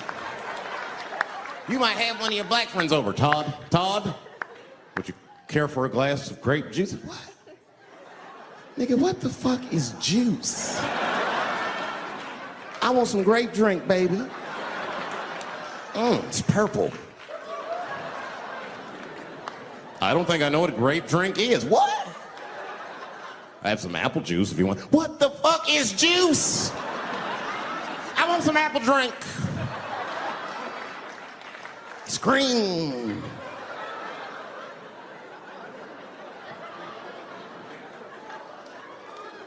Remember that commercial for Sunny Delight when all the kids run in from outside playing and they all run to the fridge? All right, I got some purple stuff, some Sunny D. As soon as you say Sunny D, all the kids go, yeah! Watch the black kid in the back. If you ever see that commercial again, look at that black kid. He'd be like, I want that purple stuff. That's drink, nigga. That is drink. They want drink. I want all them vitamins, nigga. I want drink. Sugar, water, purple. That's the ingredient. Sugar, water, and of course, purple. It's too fucking much. I got a lot of things to talk about tonight. First of all, I've stopped smoking weed. With black people, you didn't let me finish, motherfuckers. God damn. I'm sorry, black people, to break the news so publicly, but I can't smoke with you anymore. Every time I smoke weed with my black friends, all you talk about is your trials and tribulations. I'm sick of that shit. I got my own problems. Nigga, that's a waste of weed. I'm smoking weed to run away from my problems, not take on yours. From now on, I smoke weed exclusively with white people. Calm down, motherfuckers. You win by default. You got good weed conversation. All white people talk about when they get high is other times that they got high. I can listen to that shit all night. Dude, remember at Frank's last week? It's fucking smashed, man. And catalogs everything they drink. 2 shots of Jaeger, tequila, 4 bong hits, man, beer, cheeseburger. That shit is great. Only bad part is you cannot pass out around white people. Every time white dudes pass out around each other, they always do some borderline gay shit when the guy's asleep. Frank fell asleep, so we like stuck a carrot in his ass and put shaving cream on his balls. Like, why, motherfucker? Why'd you do that to a friend of yours? He trusted you enough to sleep around you? You gonna put a carrot in his ass? Is that nice? I tell you right now, if I put a carrot in a black dude's ass, a nigga will kill you when he wakes up for some shit like that. That is an automatic death sentence on the street. It's a rap for you. I'm gonna kill that motherfucker. I thought y'all was friends, baby. What happened? I fell asleep at his house, right? We was drinking, and I fell asleep at his house, and while I was sleeping, right? I'm just gonna kill that motherfucker, all right? That's all you need to know. And fuck carrots.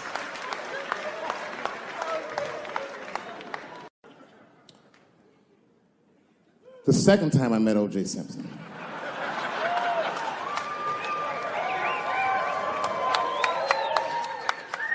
Was right after the trial of the century.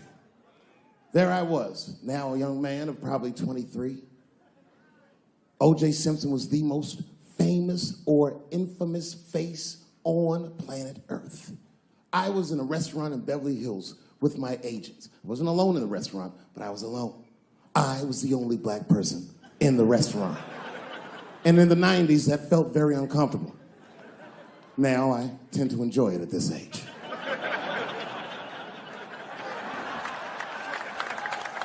I was having dinner with my agents, celebrating a deal that they told me was lucrative, but I later learned fucking sucked. And suddenly, a group of women walked by. Every race was in that group. Black, white, Asian, Latina, white, and white again. They were all gorgeous. I watched them walk by. Then, I saw a familiar face. Al Collins, the man from the infamous Bronco check, towards the door. Couldn't believe what I saw. And then, close behind him, was O.J. Simpson, newly released from jail. The restaurant fell still. I was shocked. I didn't mean to say it out loud, but it just came out. O.J. He stopped, turned around to see who said it, saw my black face, and correctly assumed it was me.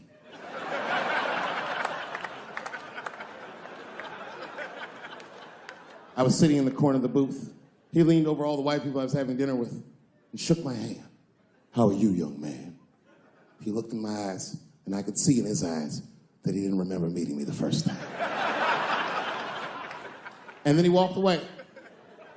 And I looked back at my agents, and all of them had nothing short of disgust on their faces. And the only one with the courage to voice their disgust was a woman named Sharon, who used to represent me. How could you, she said. How could you shake hands with that murderer? I said, Sharon, with all due respect, that murderer ran for over 11,000 yards.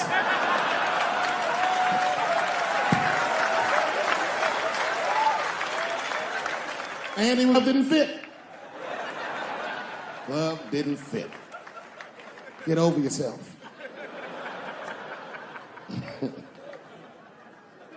Some people can't do that. Some people just can't get over themselves. Gay people have a hard time doing that recently. Here we go. Here comes the deep water. No, recently I've noticed that. I noticed that with that Manny Pacquiao controversy. Yeah, no, it was now in the gay community's defense, Manny Pacquiao said some outlandish shit about gay people. Very, very not nice things that I won't repeat, but there was biblical verses and some analogies to animals. Wasn't a good look. Nike took his shoes immediately, which I thought was a little harsh. A little harsh. You know what I mean? Because he's, just because he's Asian. You know what I mean? Fuck, you gonna take shoes off Asian dude to appease a gay dude. You know what I mean? No? You don't know what I mean. But Asian people kind of know what I mean. No? No Asians in the front? No? No, this is what I mean. Okay, look. Okay, you're an Asian dude. No, I say this with no disrespect. But we're all Americans, right? And we can agree that America has a huge body count all over the world, but nowhere more than Asia. Literally, if you look at history, recently, we have bombed the masculinity out of an entire continent. We dropped 2 atomic bombs on fucking Japan, and they've been drawing Hello Kitty and shit ever since. There's a lot of lady boys in the wake of our bombs.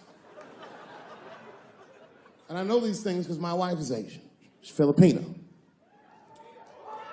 All right, well, okay, so that explains it. Now you know why you see me at all those Filipino events. I'm not there picking up pussy, I'm dropping some off.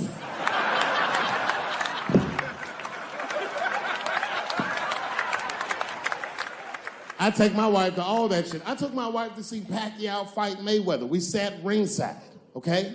That was a quiet car ride home. That's what that was. But if you know what's popping in the Philippines, you know that they got a whole generation of kids in the Philippines growing up without their mothers. Yes, a lot of women in the Philippines go to the Arabian Peninsula, they come to the United back home, which is still one of the #1 staples in the Philippines economy, money that their expats send back to the Philippines. The men, on the other hand, are left rearing children, twiddling their thumbs, waiting on their wives' checks. These men have been fucking emasculated. And then suddenly, a boxer rises from amongst them and reinstates their manhood with his motherfucking fist. This is not the guy you're supposed to ask, what do you think of homosexuals? He's not your champ. Shit. That's why I don't have a sneaker deal, because if you say something that people don't like, they'll take your fucking shoes off. Road ahead. They've got the longest mental gap to bridge. That's all I'm saying. Because, you know, whenever I see one of them T's on the street, I don't mind them, but I'll be like, man, I miss Bruce. I'm sorry, guys. I'm 42. I remember Bruce Jenner. Before the Kardashians, before all that, this motherfucker was a white American superhero. It was amazing. He was beating Africans at track and field.